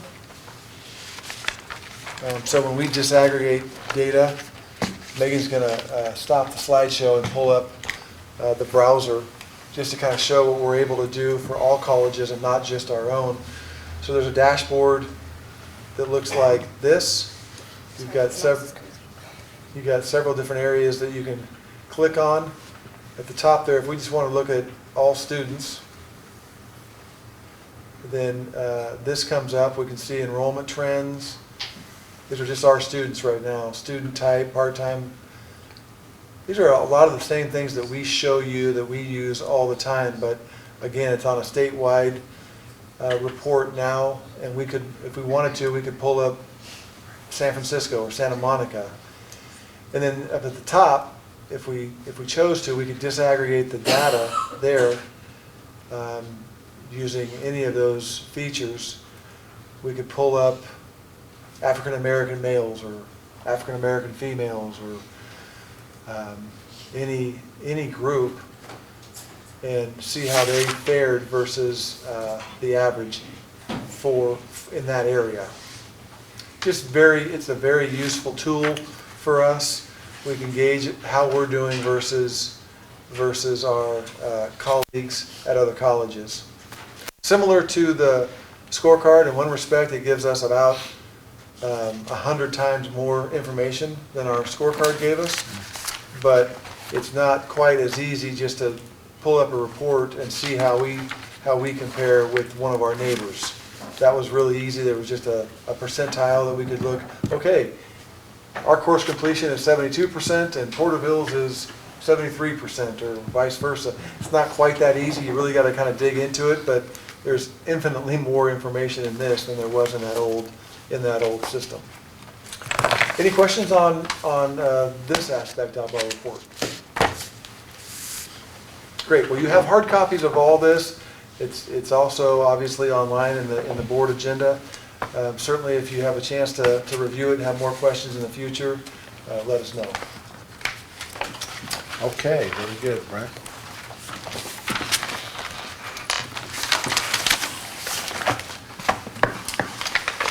Okay, that brings us to consent. All items listed on the consent calendar are considered routine and will be enacted by one motion. An item may be removed from the consent calendar at the request of any member of the board or any person in the audience and considered as a separate agenda item. Having said that, are there any items on the consent calendar that need to be acted on separately? If there are not, then I would entertain a motion for I'll move we approve. Motion to approve. Second. And a second. Further discussion? None. All those in favor, please signify by saying aye. Aye. Consent calendar approved. Action items, number 10, curriculum.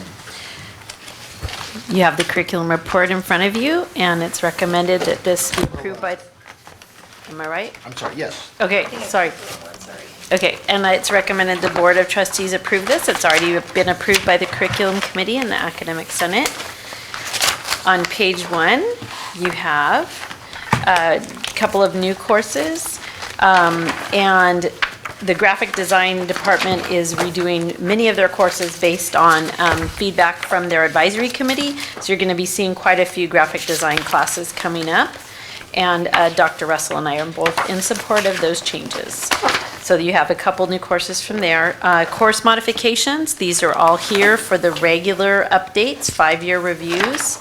On page 1, 2, and 3, these are all 5-year review courses. Okay. On page 4, we have one course deletion for a course that hasn't been offered. And then the 3 programs that are there before you are here for a 2-year review. So it's a pretty short one, and recommend that the board approve these updates to curriculum. Okay. We have a motion. We have a second. We have a second from Mr. Sherman for approval of curriculum, new, modified, and deleted. If there's no further discussion, all those in favor, please signify by saying aye. Aye. Opposed, motion carries. Item 12.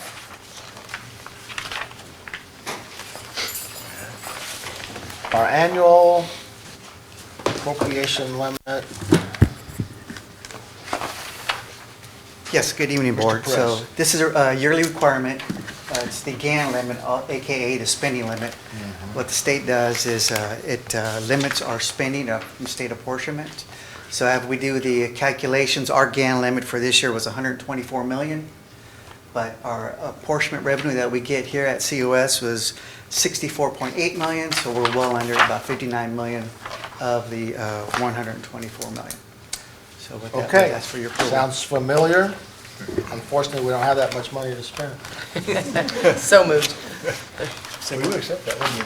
We have a motion and a second for approval of the, this is a resolution. Roll call. Right, roll call. All right, so we do have a motion and a second for approval of the appropriation limit, resolution number 2019-09. Megan, please pull the board. Trustee Cardoza? Aye. Trustee Macareno? Aye. Trustee Lang? Yes. Trustee Sherman? Aye. Trustee Nunes? Aye, thank you. Resolution 2019-09 is approved, and Mr. Perez is up next with the public hearing on our 2019-20 budget. So required by law, by September 15th, we need as a district to adopt our 1920 budget. So with that, this is the presentation. You do have the actual budget book, but hopefully you do have the PowerPoint too. So the PowerPoint summarizes the budget book, and then at the end I'll be happy to answer any kind of questions you may have. Before I begin though, I do want to acknowledge three people. Leandra Miller Hernandez, who's the Director of Budget and Categorical Accounting. Linda McCauley, who's our Chief Accounting Officer, who's in the audience. And Karen Pauls, who's my Executive Assistant, and Jessica's. They're the folks behind the scenes doing all the work. So, as you know, we just closed out 18-19. We have the auditors coming in doing the prelim work for 18-19. And then we also have the budget for 19-20. And also keeping tabs on the Chancellor's office. So, a lot of kudos to the ladies. Not much to do. They are very busy. So again, thank you for all your hard work that you do. So with that, before I go for 19-20, I want to give a recap on how we did for 18-19. So you see, total revenue for 18-19 was about 71.3 million. Total expenditures, 69.3. Our surplus at the end of 18-19 was a little over 2 million. And I'll explain the reason for the 2 million. At tentative, when Christine came up and presented a tentative budget, we showed at the time about a $1.5 million ending surplus for 18-19. But as things started falling out of the budget, we had new auditors come on. What they did look at is, if you look at the first asterisk there, the last bullet there, dental and vision excess liability. As a district, we book liability for dental and vision, but we were booking a little too much than we needed. The Foundation for Medical Care that handles our dental and vision had a big reserve for us. So the auditors recommend that we reduce our liability by $311,000. So that's what we did. So it helped at our ending fund balance from 1.5 to a little bit over 2 million. Again, the second bullet, as you know, the governing board, you approved November of 2018. Remember, we had some big one-time funds, 4.2 million in November. And then just lately, June of 19, 2.46 for a total of almost $6.7 million that we did for some one-time needs. Again, so our final budget assumes starting the year, remember your ending fund balance now becomes your beginning fund balance for 19-20. So $21.9 million. Again, this is a recap of the close of the books. 18-19, we started with 19.8 million, surplus 2. Beginning fund balance at 21.8, and then 31.53%. The question you may be asked often is, how big should your ending fund balance reserve be? As big as you can get it. Correct answer. In times of economic uncertainties, you want at least 3 months worth of payroll. Our payroll average is about 6 million with salary and benefits monthly.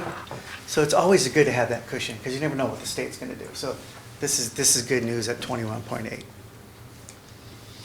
Another reason to have a good ending fund balance, as you know, our credit rating agency, Standard & Poor's and Moody's, they just upped our credit rating, our bond rating for Tulare and Hanford from A1 to AA3. Why is that good? It's good for the taxpayers. It's good for the governing board. It's good for the district. Why is, if we have an opportunity to refinance when lower interest rates come into being, that helps potential investors want to buy it. And also, if we do decide as a district to go out for a future bond, this is perfect ammunition or perfect speaking to tell the taxpayers how we've used your money. So that's kind What of kind good of too. difference does that make? Pardon? What kind of difference in the, I mean, like, what, is it significant? Is it moderate? Is it in the interest rate? It's moderate. Your highest rating you get is a AAA, AA3, and it goes AA2, AA1, then AAA. So it's about pretty good for our size of a district. And If you had to guess between the low and the high interest rate percentage, though, is there a difference of, is it small? I couldn't guess that, Okay. yeah. Couldn't guess. Probably wondering about what the 1%. perk is. Probably about 1%. Okay, not a big That bond. seems high. Yeah. But then again, when you do your bonds, it's $25 per 100,000 Yeah. assessed value. So this here is probably saving, if we refinanced, a couple pennies on the 5 cents Yeah. on your tax bill. And then the second bullet, the last bullet is, they recognized our pension burden, what we're pre-funding, we're conditioning our budget for STRS and PERS.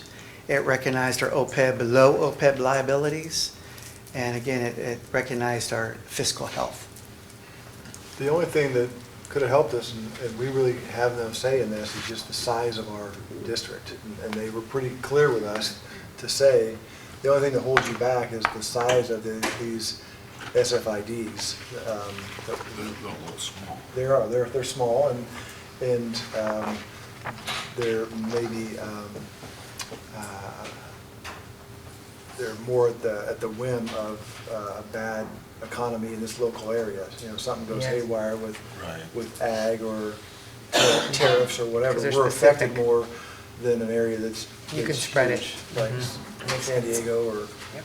Los Angeles or something like that. So moving on to the 1920 adopted budget. First, let me say that when you hear Student Center Funding Formula, I call it SCIF, another acronym. As you know, this is our second year of the new funding formula. Centered funding formula. And we used to be 100% FTES. As you'll see where we're doing we're doing our budget as advanced 18-19 constrained, which means the state can't afford the full student center funding formula. So those that have been on the board and know how the funding formula worked, constrained and deficit factor, remember the old term deficit factor? So when the state owed you $1, they pay you 94 cents on the dollar. Same with the constraint. They know they can't pay it, so they're constraining everybody down. What happened last year was when all the districts knew that this new student center funding formula was coming into being, and you were going to be held harmless at that base, 17, 18, folks started playing with their FTES, because you can shift from one academic year to the other, so they started shifting. The state didn't realize that a lot of districts were going to shift FTES to up their base. Coming from a prior district, I was guilty of that. Yes, 1,000 FTES. That's $5 million for a district. So when everybody did that, they got the recount. Chancellor's office said, there's no way I can afford to pay all the districts. So that's when you saw it constrained. So the first access is the old FTES model. So again, 70%, $45.9 million. We're a medium district, a little over 10,000, so that's FTES, so that's a little $5 million. Each education center earning over 1,000 FTES is about 1.3 million.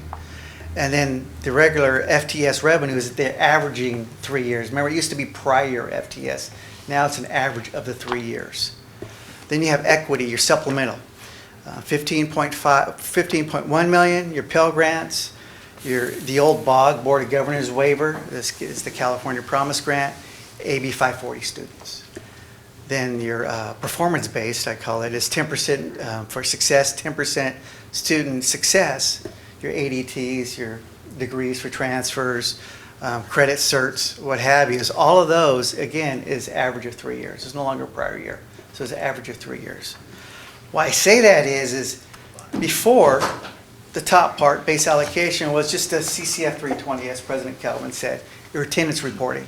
You throw in your attendance accounting report to the state, whatever your FTS was, that's what you got in revenue.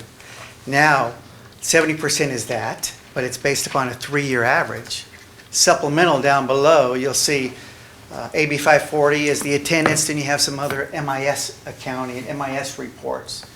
Just recently, I have Jordan Lamb, who's a data steward. Part of his job is to be a liaison between IT, enrollment management and research, senior management, to spot check some of these reports to make sure that what we're reporting to the state is actually valid numbers, because that's revenue to the district.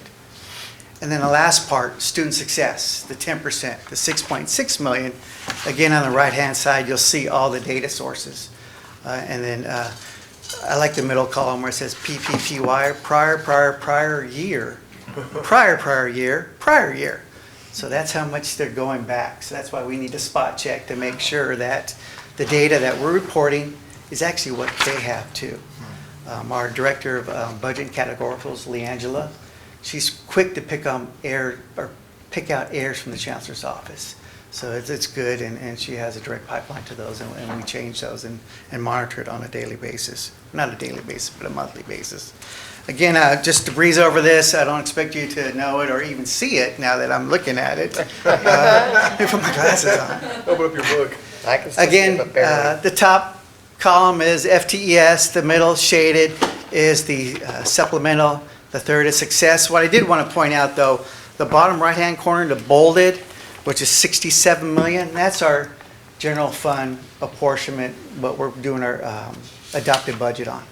That's based upon 2% of COLA. You know, the Chancellor's Office approved 3.26. We don't know how that's going to pan out. We'll know that in February when they do a whole new recalc.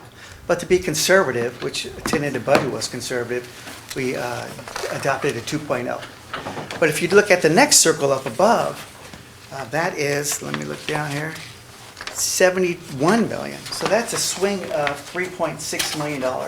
So say all of a sudden, the state says I can afford 100% of the student center funding formula at 3.26 COLA. That's going to be 3.6 million back into COS's revenue. Again, if they don't, they say, okay, we're going to do constraint at 3.26, that's another 800,000 to us. Because remember, we're doing constraint plus 2%. So it's going to be a swing from 800 to 3.6 maybe. Again, it all depends on what February is going to pound out to be. Again, final budget assumptions. Our advance for 18-19 is P2 constrained total comp revenue. Again, not the full student center funding formula. Again, come February, we'll kind of know what's happening and we will make those modifications. Again, I noted we're only using 2% COLA, being very conservative. And again, in February, we'll know that. Our full-time equivalent students, again, it's a 3-year running average for 18-19. Our funded from the state showed at 10,165. Again, different than what Dolly's methodology was. It's different. And then for our 320 that we just submitted for 18-19 was 10,211. Again, this assumes no growth in 19-20. Plant maintenance. State has really been cutting down plant maintenance, the scheduled maintenance, the old instructional equipment, library material, IELM. At tentative, I think it was over 300,000. It was reduced to 123. 100% is going to be going to Byron. Sorry, Jennifer, zero right now. I know it's probably new news to her, but we can talk later. Zero to instructional equipment. One of the reasons were justifications. I think they received 800,000 last year, and they were able to make some big purchases there. Good news for basic skills building. All have been approved funding for the design phase. Yeah. So that's in the budget. Byron, the architect Teeter, and Jennifer with their team has been actively meeting with the architect. We hope to have some kind of final design at the end of November. A nod of the head there from Byron. Again, that'll go, once that's all approved, we'll go to some design drawings, DSA check. It's about an 18-month process. What you're looking at construction schedule-wise is demolishing the Buckeye General Grant summer 21, actually moving to, hopefully knock on wood, spring of 2023. A couple more budget assumptions. As you know, PERS and STIRS will be conditioning our budget. So 1920 is already in, 1920 of course, but 2021 and 2022 are also in the 1920 budget. And that's another reason why our bond rating went up for the two areas. So lastly is $294,000 is left to be funded for the STIRS and PERS on the out years. And I'll show you a chart here. You probably can't see that, but that is 22-23 to 24-25 on the right-hand side, where it says PERS increased cost, the 111, the 121, and the 35,000. That's the amount there. Enrollment management, we put this in new this year, just a little chart here to kind of break out where the FTES is at for the 10,211. You'll see by 6721, Tulare 2436, Hanford 54. And then some historical FTES. Again, that won't agree with, of course, Dolly's report, but you'll see a 1920 reported on the 320-211, and then what they showed at advance would be funded at 261, all subject to change, though, seriously, in February when P1 comes out. Fiscal solvency projections, again, as Superintendent President and John and those folks go into negotiations, it's always what would it cost for 1% of a salary increase. So this is a chart that we use. Again, whatever the district and the governing board approves and settles with the unions, we put that in the budget, and that's also in the budget. And you'll see that when I get to that slide. Excuse me. Again, so 1920 revenues, again, the constrained. 2021 is constrained again, and 21-22 we're using constraint as being conservative. Using 1% COLA for 2021, and 21-22 though, if you're familiar with School Services of California where they predict COLA, just a tidbit, 2021 they're predicting 3%, 21-22 2.8%, 22-23 3.16%. Don't quote me, but that's what they're predicting, and they're pretty good at their predictions. Some expenditures, again, we had Tier 1 and Tier 2 that were adopted. That's in the budget. Some other expenditures, and these are estimates, estimating of the 17 new faculty, and there are probably more now.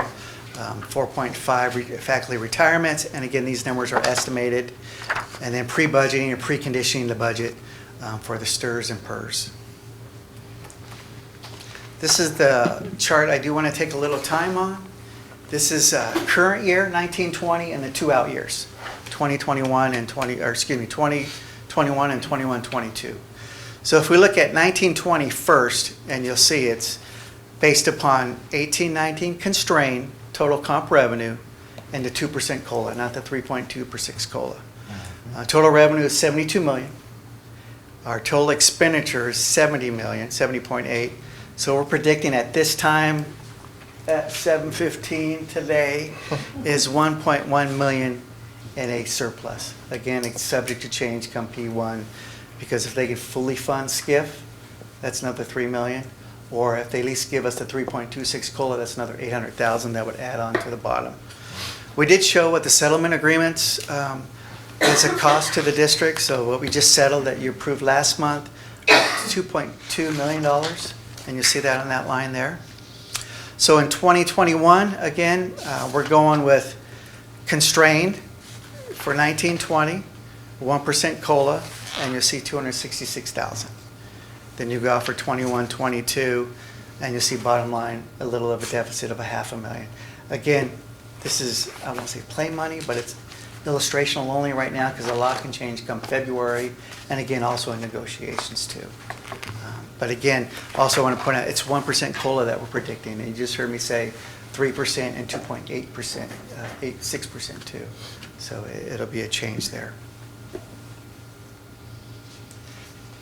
Lastly, for the ending fund balance is, again, you saw the ending fund balance for 18-19 now becomes the 19-20 beginning fund balance. It's 21.8 million. We're showing at this point in time 1.1 million of a surplus. So bottom line, June of 2020, we're predicting a $23 million ending fund balance, or a 32.5% reserve, which is very good. Again, then it might grow too.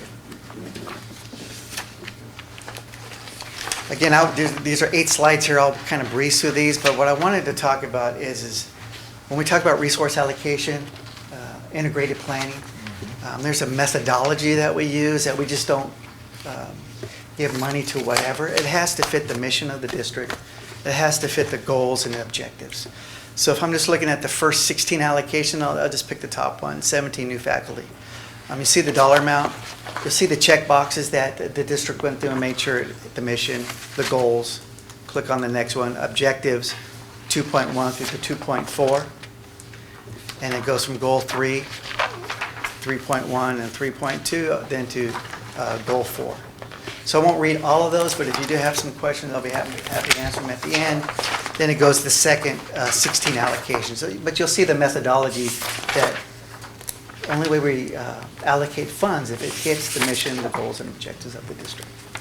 That's the way we demonstrate to our creditors that the money we spent is in support of our district mission, up through strategic plan, the objectives, and master plan, the goals to the mission.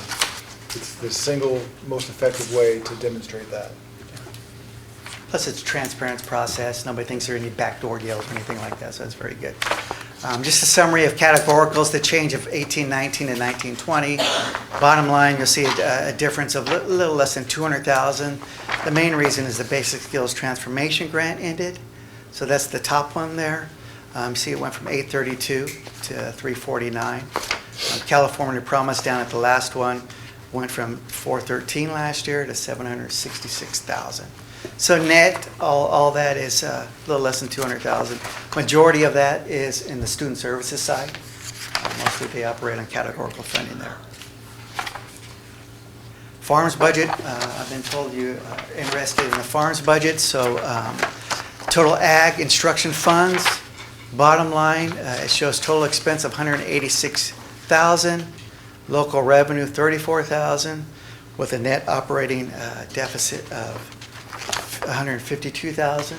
But my understanding is Dr. Waldner will be presenting a financial report later, either next month or a month after that, a total recap. Again, instruction is not to make money, it's to educate the students on that side. The farm funds, again, you'll see on the left-hand side the crops. The total farm funds, 381,500 in expense, local revenue 499,000. I didn't know what shaking the almond tree was coming from a kid from San Diego until Dr. Waldner told me what that was. Saw it on TV. I heard they shook the trees just recently. Year 3, year 4 is the cash crop that we're all hoping. So yeah, that's good news. Learning a lot. Shake them up good. So budget recap. So just to recap what we just covered real quick. 18-19.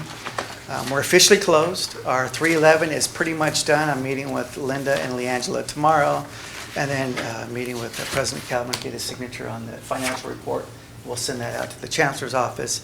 21.9 million ending fund balance, which is a 31.53% ending fund balance reserve. 1920 again, the advance is an 18-19 P2 constrained. Again, we'll know more in February 2020 at P1. It's the COLA of 2%.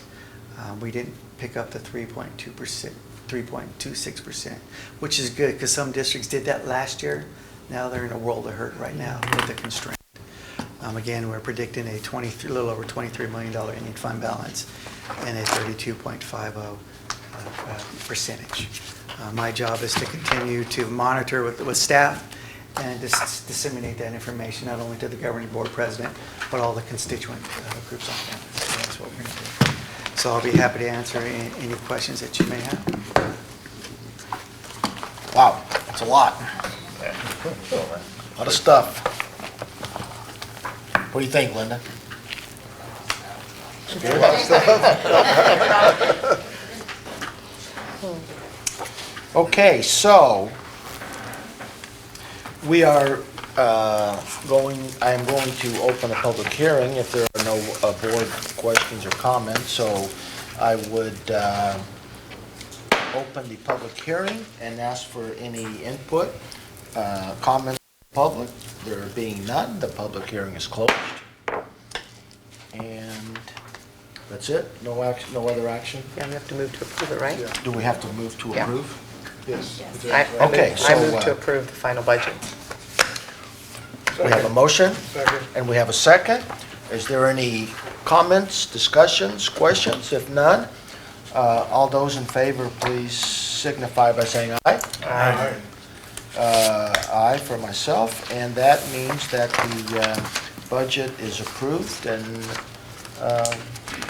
looking good there. Thank you, Ron. Yeah, You left.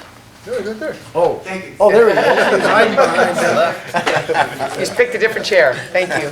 I was looking over here. and I didn't see him. All right, Mr. Woods is up, and he's been chomping at the bit to get up here, I think. I'm here to spend all the money. So here we go. So in front of you have the piggyback contract purchase of a replacement chiller at the COS building. So for the past few months, the existing carrier chiller, it's a 10-ton or 100-ton chiller unit over there, has been experiencing electrical control issues. The unit will shut down randomly, and our staff have to physically, in person, reset the unit. So sometimes our HVAC tech will come over here at 8 o'clock at night, just come turn it back on.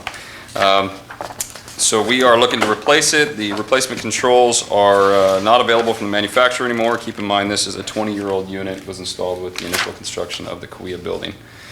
The district is a member of the Omnia Partners Co-op Purchasing Organization, formerly U.S. Communities Government Purchasing Alliance. So we would like to recommend purchasing the new unit through a piggyback contract through that website with Train. So it'd be a new Train unit. Let's see, the pricing structure for this bid is based on the pricing awarded in the respective piggyback bid and the resulting costing in a cost to the district of $143,370.35 for the new Train 100-ton water chiller. So the purchase will be funded by 2018-19 one-time funds. Keep in mind we had a project on the list, $500,000 allocation towards chiller maintenance district-wide. This is the #1 project we had on that list. So 143, we'll still have 360,000 left towards projects for the next 5 years, 4 years. All work will be scheduled to be completed in December of this year, and the heating systems will not be affected in that building. So we are recommending that the board authorize a piggyback contract purchase of the above chiller from Train for $143,370.35, the COS building on the Visalia campus. Any questions? Okay, questions for Mr. Woods? I know that's a lot, but. I move we approve. Second. We have a motion and a second for approval of the piggyback contract, purchase of replacement chiller. That's easy to say. I'm kind of wondering what a chiller is, so. Is that an air It's like an conditioner? air conditioner. It cools the water so you get air conditioning. Okay. Like we have in here, Yeah. chiller. This one's working just fine. Bring my big parka next time. Laura says, just take this one and take it over to Korea. Yeah. It seemed like we Can't would this have one learned go by to now. Korea? Smaller one in here. All right, if there are no further questions or comments, all those in favor, please signify by saying aye. Aye. Opposed, motion carries. Okay, that moves us on to item 15, Mr. Woods. Yeah, so Vice President Perez, I'll just give you an update on the status of the Basic Skills Center. We're currently in the preliminary design phase with Teeter Architects and our design task force. So this is one of the items on the checklist that we need to complete prior to construction. And it's addressing CEQA matters for the project itself. So when the original project proposal was submitted to the state 10 years ago, the district informed the Chancellor's office that it would like to file a notice of exemption for this project to confirm that there were no significant impacts being introduced by this project, the demolition or the construction. So before you is the notice of exemption document. It was prepared by a local environmental consultant. Pages 1 through 4 provide you a detailed description of the proposed scope of work, and then pages 5 through 9 actually identify in detail an analysis of each potential environmental concern. Due to the scale and function of the new building, the consultant feels that the project is exempt from COS review process. So the district is recommending that the board adopt Resolution 2019-10, authorizing the district to file the notice of exemption with the State Office of Planning and Research and the Tulare County Clerk's Office. Any questions? All right, questions for, so this would be a good thing. Byron, on page, I think it's page 8 of the attachment A, trustee Macareno had a good catch, a good question. We can still revise this, by the way. Yeah. Well, he just asked, and I've heard this too, I've heard our city council refer to the 198 as a scenic corridor between Plaza and Demery, and I think at the bottom of page 8, it says something to the effect of... There are no designated scenic highways. Right. But that It's designated talking corridor about, is is the building different located on the scenic corridor? Okay, that's what we thought. Which but is Mooney or...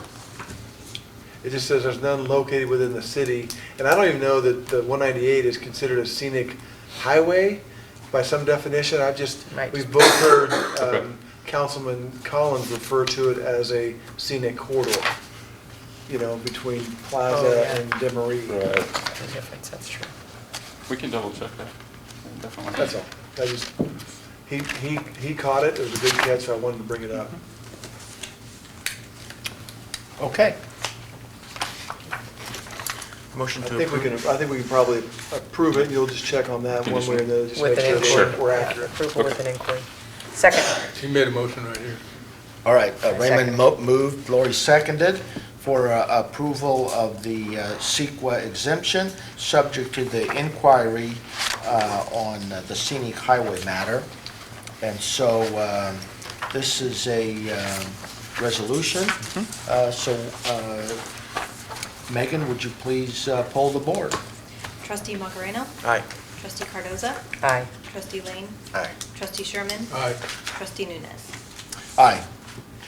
Resolution 2019-10 is approved 5-0. All right, last item on our agenda. Thank you. Thank you, Thank you. Mr. Woods. And Mr. Bratch, notice of intended action to reduce classified service